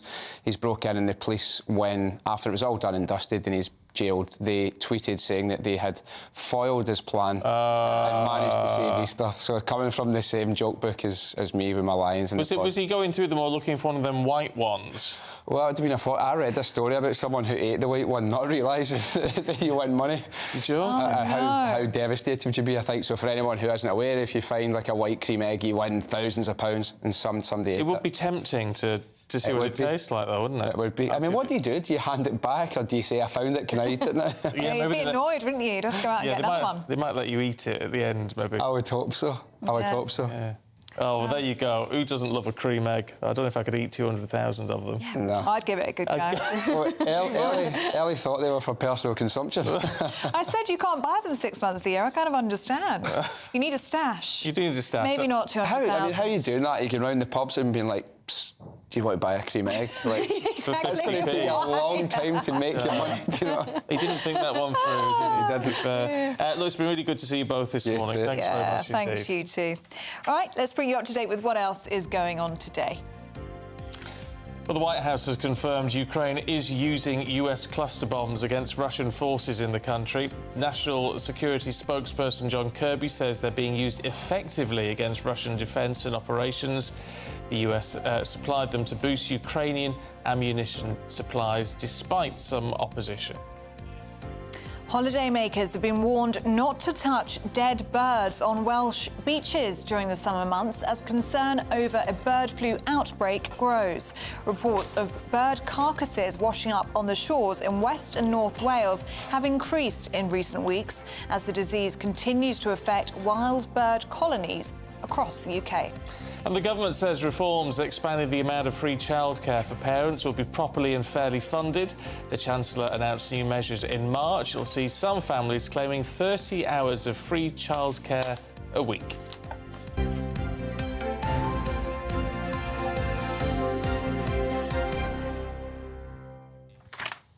Now, our wonderful Stephanie Tetchy is with us in the studio, so we're very happy this morning. Yes, we are. And you guys always put a smile on my face, by the way. Like, genuinely. We love seeing you. And I love this news. Johnny Depp is now an artiste. Yes. What do you guys do when you're to uplift your spirits? Oh, I like to draw self-portraits. OK, oh, that's nicely done, nicely done. Well, Mr Johnny Depp, he's gone through a tough period over the last 5 years. He had the divorce from Amber Heard, then they had that big defamation trial, and just yesterday he released his first self-portrait, which he's called 5. And the reason why he's called it 5 is because he says it's a reflection of the challenging period that he went through over the last 5 years. So he's got this new portrait out, which he's selling from about... It costs around $1,900 upwards. Oh, I'd say that's not a bad price for something like that. He's going to be donating it to Mental Health America. We've got a clip here where he's talking about the portrait and why he did it. Self-portrait, it was created at a time that was, let's say, a bit dark, a bit confusing. I looked at it and I don't know why. I thought it needed something else. It needed further information. When I felt the need to write the, basically the counting down of the years. Yeah, essentially I just wrote 5 on there because I was just about to enter into the 5th year of... Let's see if we can show you a picture of it. Let's see what we're talking about. It's really good, actually, and the fact that he's actually managed to draw a picture of himself is quite amazing. But he's going to be selling it for the next 13 days. Apparently, the number 13 has a very special significance to him. I mean, it's fantastic. It is, and he just said it really helped him through this challenging time. So any of the proceeds from this painting will be going to Mental Health America. Oh, I think it's really, really good, actually. It's a talented man. Yeah, and it shows, I think, if you're a creative, that you can do lots of other things. I definitely could not draw a picture like that of myself. He's very, very good. I'm not a creative. Maybe you should invest in some art. Invest in some art. Oh, yeah, I've got a couple of grand floating about. Cost of living crisis. Let's have a quick word about Shakira, shall we? Second investigation into alleged tax fraud. Well, Shakira says her hips don't lie, but maybe her tax is due. Oh. Ouch. But basically, she's already been investigated for between 2012 and 2014. Apparently, she didn't pay taxes up to worth £12 million. And now Spanish investigators have come out again and said they're now further probing her for not paying her taxes in 2018. Shakira's PR team said this is the first she's heard of it. She says she wants to get down to the bottom of any fiscal issues that she's had. She says she's done everything according to the law. But if things don't go her way, she could potentially face an 8-year jail term in Spain. She's currently living in Miami. I always find it hard when these celebrities and well-known public figures do not pay their taxes. I'm not saying she didn't, but I just always find it a bit difficult to understand what's gone wrong here when it comes to paying your taxes. I think it's because they farm it out to a third party, don't they? So you sort all my money out, tell me, sort it all out, and if it doesn't get done, you're still to blame. Yeah, definitely. And it's quite sad because, you know, you've got a lot of money as a pop star and the least thing you want to do is be in the headlines for not paying your taxes. No, quite right. Steph, thank you very much indeed. See you in the morning. See you in the morning. Should we see what the weather's going to do? Let's. That warm feeling inside. From Boxed Boilers. Proud sponsors of weather on GB News. Hello there, good morning. I'm Jonathan Vautry, here with your latest GB News weather forecast provided by the Met Office. Touch of a cool start where we've held on to clear skies overnight and there is a bit of sunshine around, but for Northern Ireland, Southern Scotland into Northern England, it is quite cloudy from the word go. A few scattered showers in there. That cloud will be progressing its way across the rest of England and Wales throughout the day, so the sunshine perhaps turning a bit hazier later on. Best of the sunshine perhaps across southwestern areas of Scotland and the Northern Isles. Actually starting to see a few sunnier spells developing, but will be a relatively cool day with that cloud around, temperatures between 16 and 22 degrees Celsius. This rain is also going to start spreading its way in as we do head throughout the night, so more patchy outbreaks pushing into northwest England and parts of Wales as well. Generally the far south of England and the northern areas of Scotland holding on to some of the clearer spells overnight. That will just allow those temperatures to drop off a touch, particularly in those sheltered glens of Scotland. But into the weekend, it is watching this low pressure centre as it pushes its way in from the Atlantic, turning much more widely unsettled. Outbreaks of rain quickly spreading eastwards as we head throughout the day. A dry start across the very far southeast of England, but the rain will arrive here later on as well, even if it is relatively patchy. The winds strengthening across southern coast of England, potential for gales in places. Far north of Scotland seeing the better conditions throughout the day with some sunshine as well. Again, relatively cool in places, but the humidity will also be rising, and it does stay unsettled throughout the second half of the weekend and into the start of the new working week as well. Bye-bye. That warm feeling inside. From Boxed Boilers, proud sponsors of weather on GB News.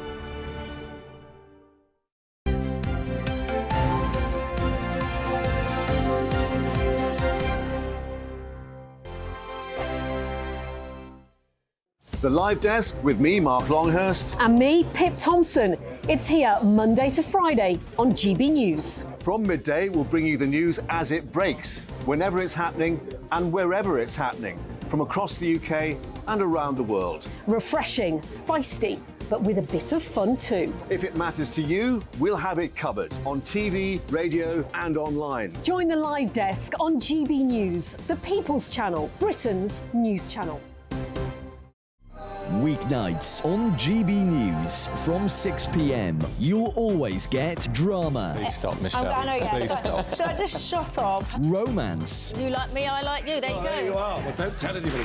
Adventure. Etc. That's the whole point. But and action. Sergeant, the big green, my superstar panel that are already at it. They're fighting. It's going to be quite a show. Only on GB News, the People's Channel, Britain's news channel. So Jubes and Co, we tackle the issues of the day with real robust debate, both sides of the fence, battling it out with me in the middle with my forthright opinions and views. And often really interesting things happen because you start with a position and then by the end of the debate you find actually, well, I might not have thought about that one. What we need in this country is 2 new political parties. you should maybe think about doing a 2024 calendar. I'm Michelle Dewberry and I'm keeping you company right through until 7 o'clock this evening. GB News, the People's Channel, Britain's watching. Monday to Thursday, 9 p.m. till 11 p.m. Join me, Dan Wootton. I'll bring you the sharpest takes and hottest debates. Do you not believe in prisons? I don't believe in prisons. I'm completely stunned. I guarantee you there'll be no spin, no bias, no censorship. I actually was personally quite offended by it. And no reason to go to bed. So I guess they've always been quite woke. That's Dan Wootton tonight on TV, radio and online. Monday to Thursday from 9 p.m. till 11 p.m. on GB News. The People's Channel, Britain's news channel. In a world of dull and predictable radio and TV shows. Oh, hi. On Mark Dolan tonight, we've got big guests. We drill into the big stories of the day. The show adds up to a brilliant listening and viewing experience. Mark Dolan Tonight is the most entertaining current affairs show ever, and that's a fact. That's Mark Dolan Tonight, Friday, Saturday and Sunday from 9. Only on GB News, Britain's news channel.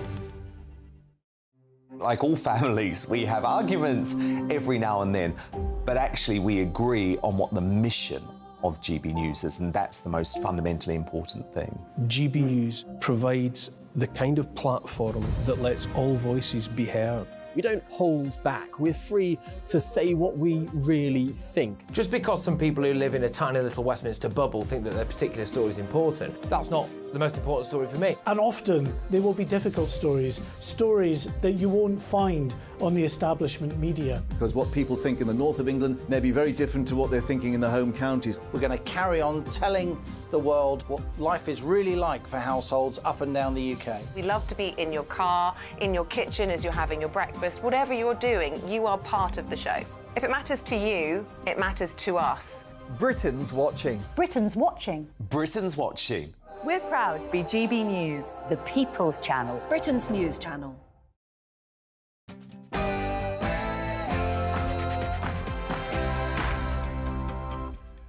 Morning, 9 o'clock, Friday the 21st of July. Today, 3 by-election results, but it's not all doom and gloom for the Tories, as many had predicted. But how will Labour react to these results? We'll be speaking to the Shadow Justice Secretary very soon.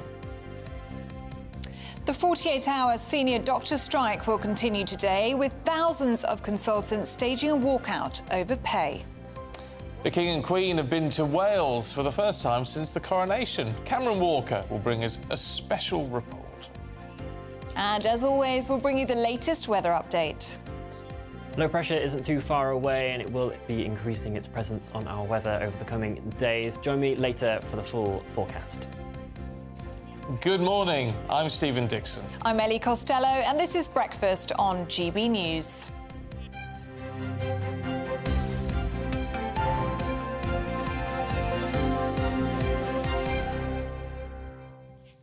Well, it's been quite a night. By-elections are always, especially for the reporters out covering them, it's a long old night, you know. And you often wonder which way it's going to go, though often it is against whichever party is in power.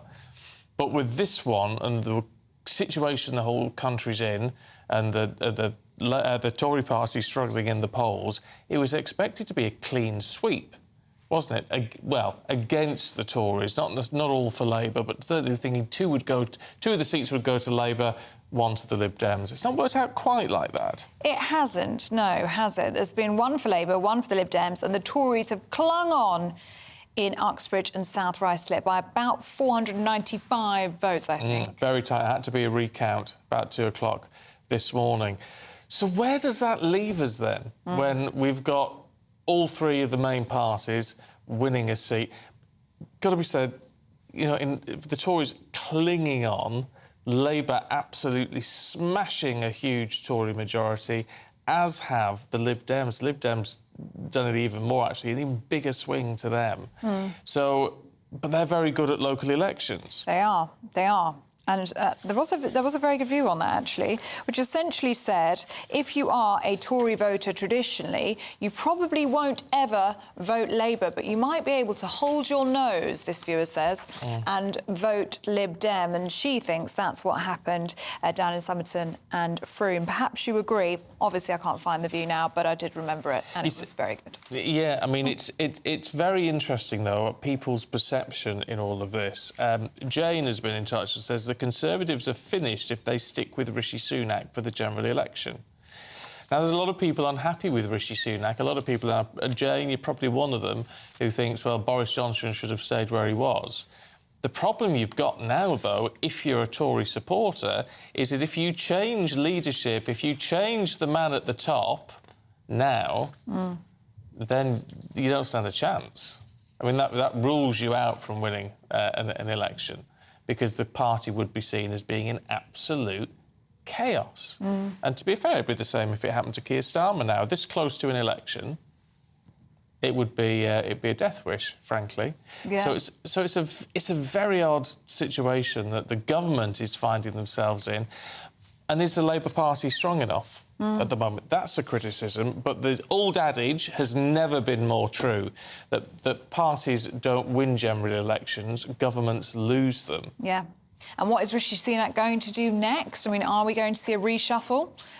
There have been whispers about a reshuffle potentially today, but definitely in the next few weeks and months we will see a reshuffle, perhaps in a bid to try and freshen things up. Yeah. Are those 5 pledges the right ones? And would the Prime Minister be right to stick to them? Yeah. Do let us know what you think. gbviews@gbnews.com. Let's talk to the Shadow Justice Secretary, Steve Reed, who joins us now.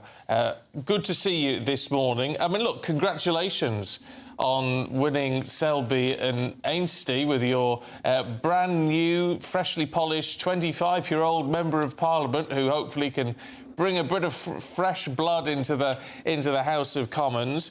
I mean, a fantastic result for the Labour Party there. Disappointing, though, in Uxbridge and South Ruislip. Yeah, that's right. Well, thank you. It's good to be with you here from Uxbridge this morning, Steve. Yes, I mean, the result in Selby in North Yorkshire was the was Labour's best ever by-election result. We've never in our history overturned a 20,000 majority before. So we are so grateful to people who came out and voted Labour, people who'd never voted Labour before. It shows you just what trouble the government is in, but it also shows you how far Labour's changed in these past 3.5 years, because that's the time it's been since Labour suffered in December 2019, our worst general election defeat for 85 years. And to have come this far in 3.5 years under Keir Starmer's leadership just shows how that trust that had been broken is starting to be rebuilt. And we're really, really excited and grateful to people for putting their trust in Labour. But as you say, here in Uxbridge, the result wasn't quite as good. We still got a big swing to Labour in this seat. There had been a 7,000 Conservative majority previously when Boris Johnson, the former Conservative Prime Minister, was elected in 2019. Now it's less than 500. Now that is a big swing, but we wanted to get it over the line. We wanted to get our candidate elected as the Member of Parliament, and he didn't quite get there. So we need to listen to what voters have been saying in Uxbridge that makes it different in terms of the swing to Labour from what we saw in North Yorkshire. The irony with all of this, Mr. Reid, is that it is by all accounts, the Labour Mayor of London, Sadiq Khan, who has lost that seat for you over his controversial ULEZ plan. So whereas... Well, that's... Sorry, Steve. What you're saying, that's exactly what the Conservative candidate said in his victory acceptance speech last night. He said that if it wasn't for ULEZ, Labour would have won this seat. Now, that's his view. But what a thing to say for a Conservative who's just been elected in a seat to basically admit that people in Uxbridge and South Ruislip, just like across the rest of the country, have no confidence in the Conservative stewardship of the economy if it just comes down to that one issue. Now, I've been in Uxbridge many times over the last few weeks. I've spoken to hundreds of voters myself. We had many Labour activists out here, and a lot of people raised concerns about ULEZ with us. And the way that they put it was, at a time when the Conservatives have crashed the economy and sent people's mortgages through the roof, and prices in the shops are still rocketing at around 17% a year. That's the rate of food inflation. Is this the right time to be introducing a ULEZ charge? And they didn't want to see it, and I believe it stopped people who would otherwise have come and voted Labour from coming out to vote Labour this time. So you have to always reflect on what the voters tell you when you're a politician. The voters are the boss here, so we have to reflect in the cold light of day on what could have been done differently, and those responsible for this policy will need to listen to what the voters have said and consider whether things now need to change. Whereas, I mean, you may well be right saying, well, voters don't have confidence in the stewardship that the Conservatives have over the country, but it certainly indicates that they don't have confidence in the stewardship that Labour's got over the capital. Well, I don't agree with you entirely, because we still got a pretty big swing here in Uxbridge. We've got our best result that we've ever had on the current boundaries in this seat. And this seat, it elected Boris Johnson, when at the time the leader of the Conservative Party and Prime Minister of our country. If you'd said to me 3.5 years ago that Labour would even have been in contention in this seat, I wouldn't have believed you. Yet that is where we find ourselves today. The disappointment for me is we didn't get it across the line. We could have had a Labour MP, and yet we haven't got, and we saw what's achievable, because in North Yorkshire, up in Selby, we got a much, much bigger swing to Labour. So if ULEZ is an issue for voters, then it's only right that those politicians responsible for ULEZ listen and reflect and think about how things could possibly be done differently. But Mr. Reid, the result in Uxbridge, the retention of Uxbridge by the Tories, it is a warning, isn't it, of just how much work Sir Keir Starmer has got on his plate to be confident of winning a general election, because he does still seem to be a long way from creating that excitement about Labour that trumps these local issues such as ULEZ. He does need to go further, doesn't he, to give people a reason to vote for Labour rather than against the Tories. Well, I think there's truth in what you say there, actually, because this wasn't the general election. It was a number of by-elections across the country. The general election will come next year, 12 to 18 months away still, and there's more Labour needs to do. But I think the fact that we've got people coming out and voting Labour who have never voted Labour before in their lives shows that we are moving in the right direction. Are we where we need to be yet? No, none of us would say that. I think we need to have the humility to understand that the voters and the Labour Party have been on a journey. in these past 3.5 years. We're starting to build back trust under Keir Starmer's leadership that had been absolutely shattered. But we're not as far forwards as we need to be, but we've got another year and a half, and we will keep listening to voters respectfully and make sure that the Labour Party can address their everyday concerns in a way that this Conservative government, with their failed stewardship of the economy, have shown us over these past 13 years they're not capable of doing. I just wanted to get your reaction to some comments about Keir Mather, who's obviously just won the Selby seat, just 25 years old. What's he being called? The babe of the... baby of the house. Baby of the house, that's it. Graham, one of our viewers, has just emailed in saying he's too young, he's got no life experience. And we've just heard the Veterans Minister, Sir Johnny Mercer, likening Keir Mather to one of the characters from The In-Betweeners. What do you make of those comments? I think Johnny Mercer's being shockingly ignorant and disrespectful to young people there.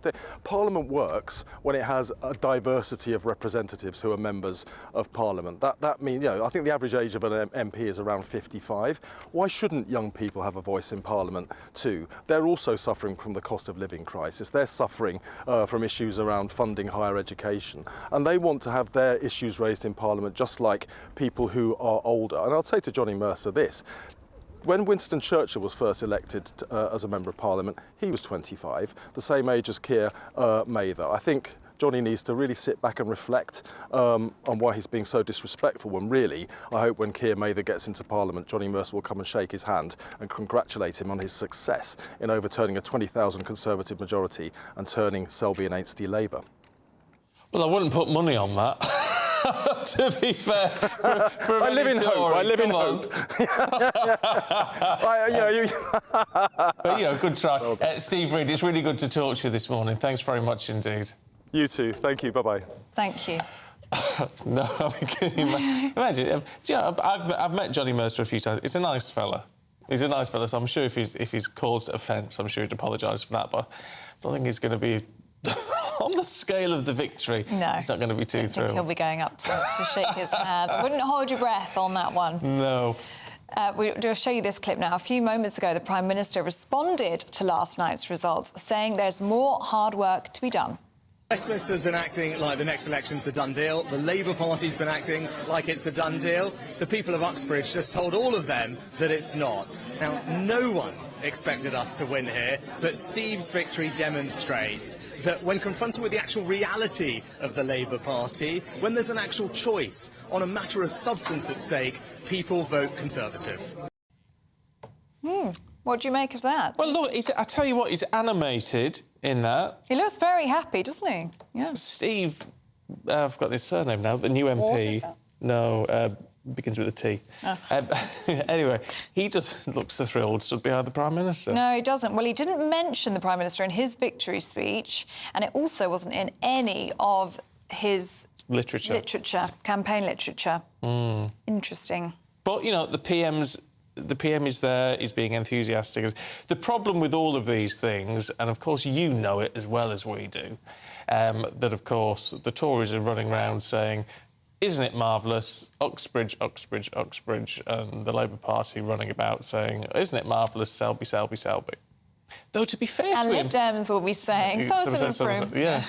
To be fair to him, though, Steve Reid there was actually more balanced.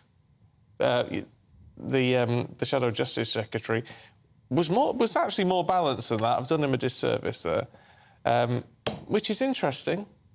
Yeah. Anyway. He was happy, wasn't he? But he accepted they could have been happier. And Uxbridge was a disappointment, which it was. Yeah. By all intents and purposes, it was meant to be a win, wasn't it, for Labour in Uxbridge? It was an opportunity for them, but lost on a local issue. Yeah, but very tight. Very, very tight. Do keep those views coming in. gbviews@gbnews.com. Now, let's just remind you, should we, that there is still a doctor's strike underway in England. It's going on till 7 o'clock tomorrow morning. Yes, industrial action will continue unless a credible offer from the government is received by the British Medical Association. Our West Midlands reporter, Jack Carson, is outside the Queen Elizabeth Hospital in Birmingham for us this morning. A picket line behind you, Jack. Yes, it's the second day of strikes here at the Queen Elizabeth Hospital. This is the only picket line that the British Medical Association in this round of strikes have put together here in the West Midlands. But of course, in this 48-hour strike, what the NHS is seeing and what patients are having to deal with is it's effectively 2 days of Christmas Day services in a row. So it's very basic care, urgent care, emergency care will be provided still. The NHS still telling people that if you are in a life-threatening situation, still to call 999. But when you do get to hospital, those levels of care won't be anywhere near the levels that, of course, we see normally within certain units. I was speaking actually to a trauma surgeon here on the picket line today about why it was he was striking. It was very clear that it's very much not necessarily pay, but that pay being an incentive in order to retain staff, because he was saying that many of his colleagues are being offered positions on twice the money, just, he says, a half-an-hour flight away. So that's very much where this issue of pay does come into it. But of course, in terms of the public, some people very, very annoyed, particularly patients, as the amount of appointments that have had to be rescheduled. Of course, the NHS saying this morning that actually the data hasn't well been published, but because of the junior doctors' strike, of course, last week, and then suddenly so soon afterwards these doctors' strikes, that it's going to be tens of thousands of appointments that have had to be rescheduled. We know that since all this industrial action started back in December, though, this about 8 months worth of industrial action has meant 650,000 appointments have had to be rescheduled or possibly cancelled. Of course, that is adding to that 7.4 million waiting list that the NHS is having. But of course, Steve Barclay saying that they're not going to go to negotiate with the British Medical Association because of that independent pay review body offer of a recommendation of 6%. They've put that forward to the union, but the union saying these strikes might not well conclude because that offer is unacceptable to them. OK, Jack, thanks very much indeed. Another happy situation. Is it? Keep your thoughts coming through on that. We've got much more coming up, including lots on the Royals very shortly.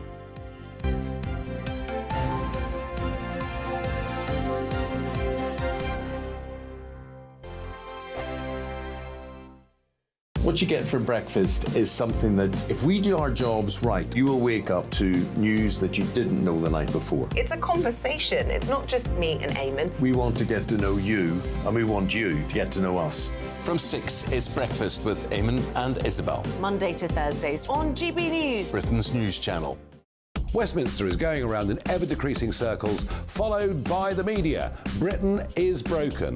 How on earth did we get into this mess? But more importantly, how do we get out of it?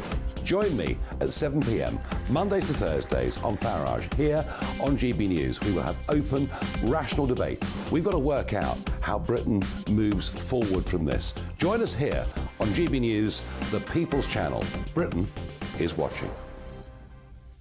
When the news happens, it happens here. And really important breaking news. Breaking news this morning. On TV, radio and online, the news starts here on Britain's Newsroom. All the biggest stories and the answers that you need from across the UK and beyond. Join Britain's Newsroom from 9:30 on GB News. The People's Channel, Britain's news channel.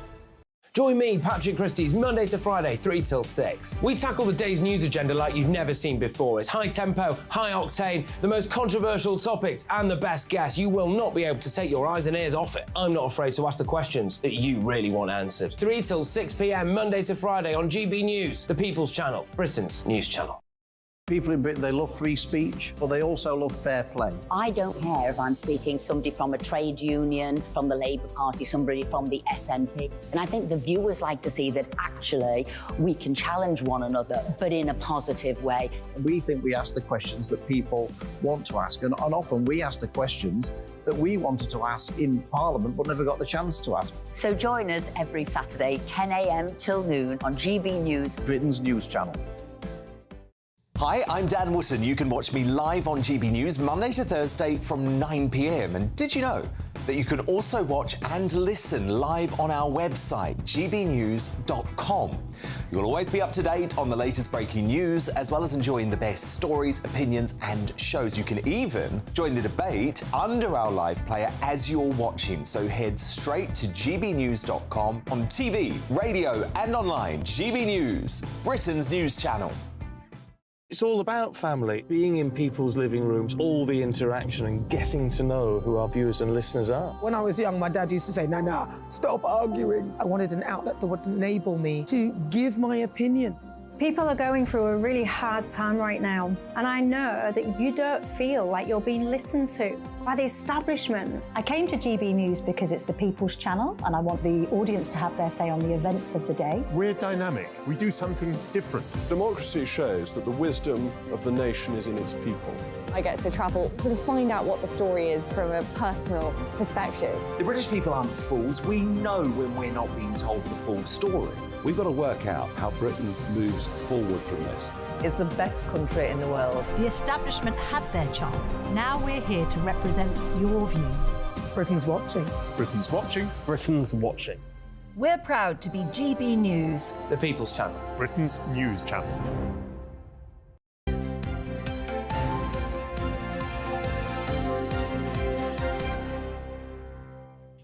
Welcome back. The time is 9:20. Now, the King and Queen visited Wales yesterday, the first time since their coronation. Yes, their Majesties met local farmers at the oldest agricultural society in the country. It dates back to 1755. Well, our royal correspondent Cameron Walker was there.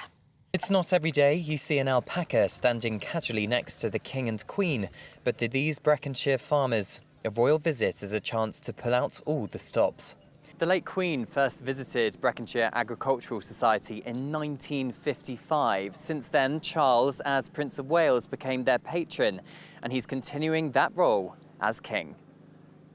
As well as alpacas and prize-winning goats, their Majesties viewed a demonstration of sheep shearing.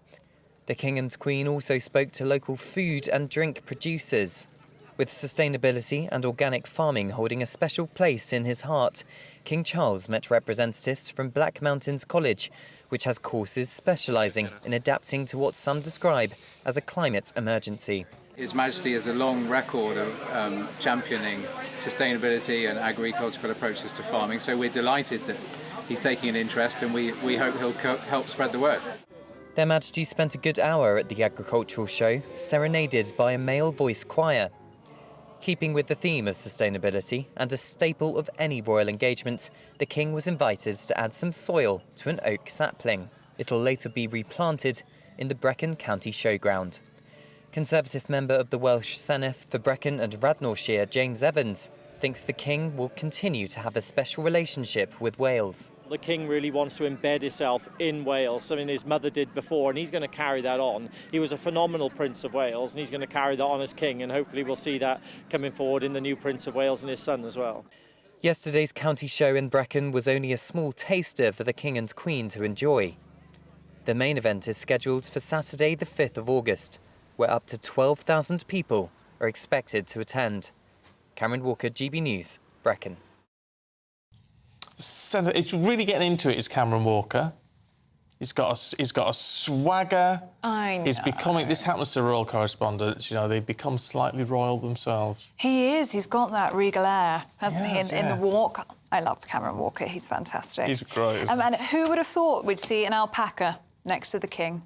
I like that. What a Walking sight. alpacas. It's a thing.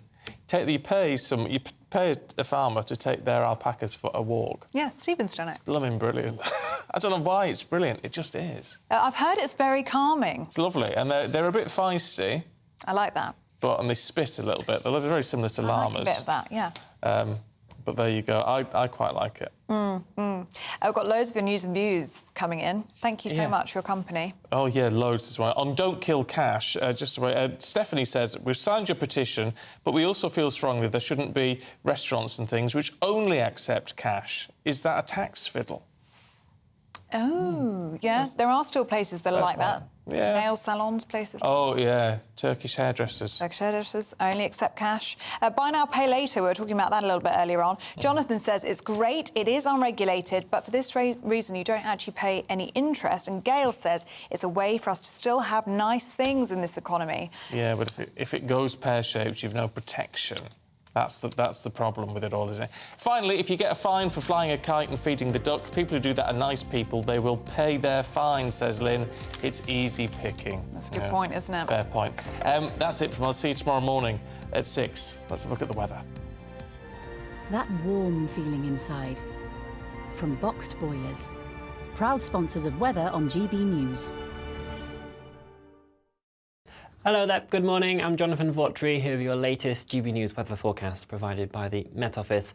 Touch of a cool start where we've held on to clear skies overnight and there is a bit of sunshine around, but for Northern Ireland, southern Scotland into northern England, it is quite cloudy from the word go. A few scattered showers in there. That cloud will be progressing its way across the rest of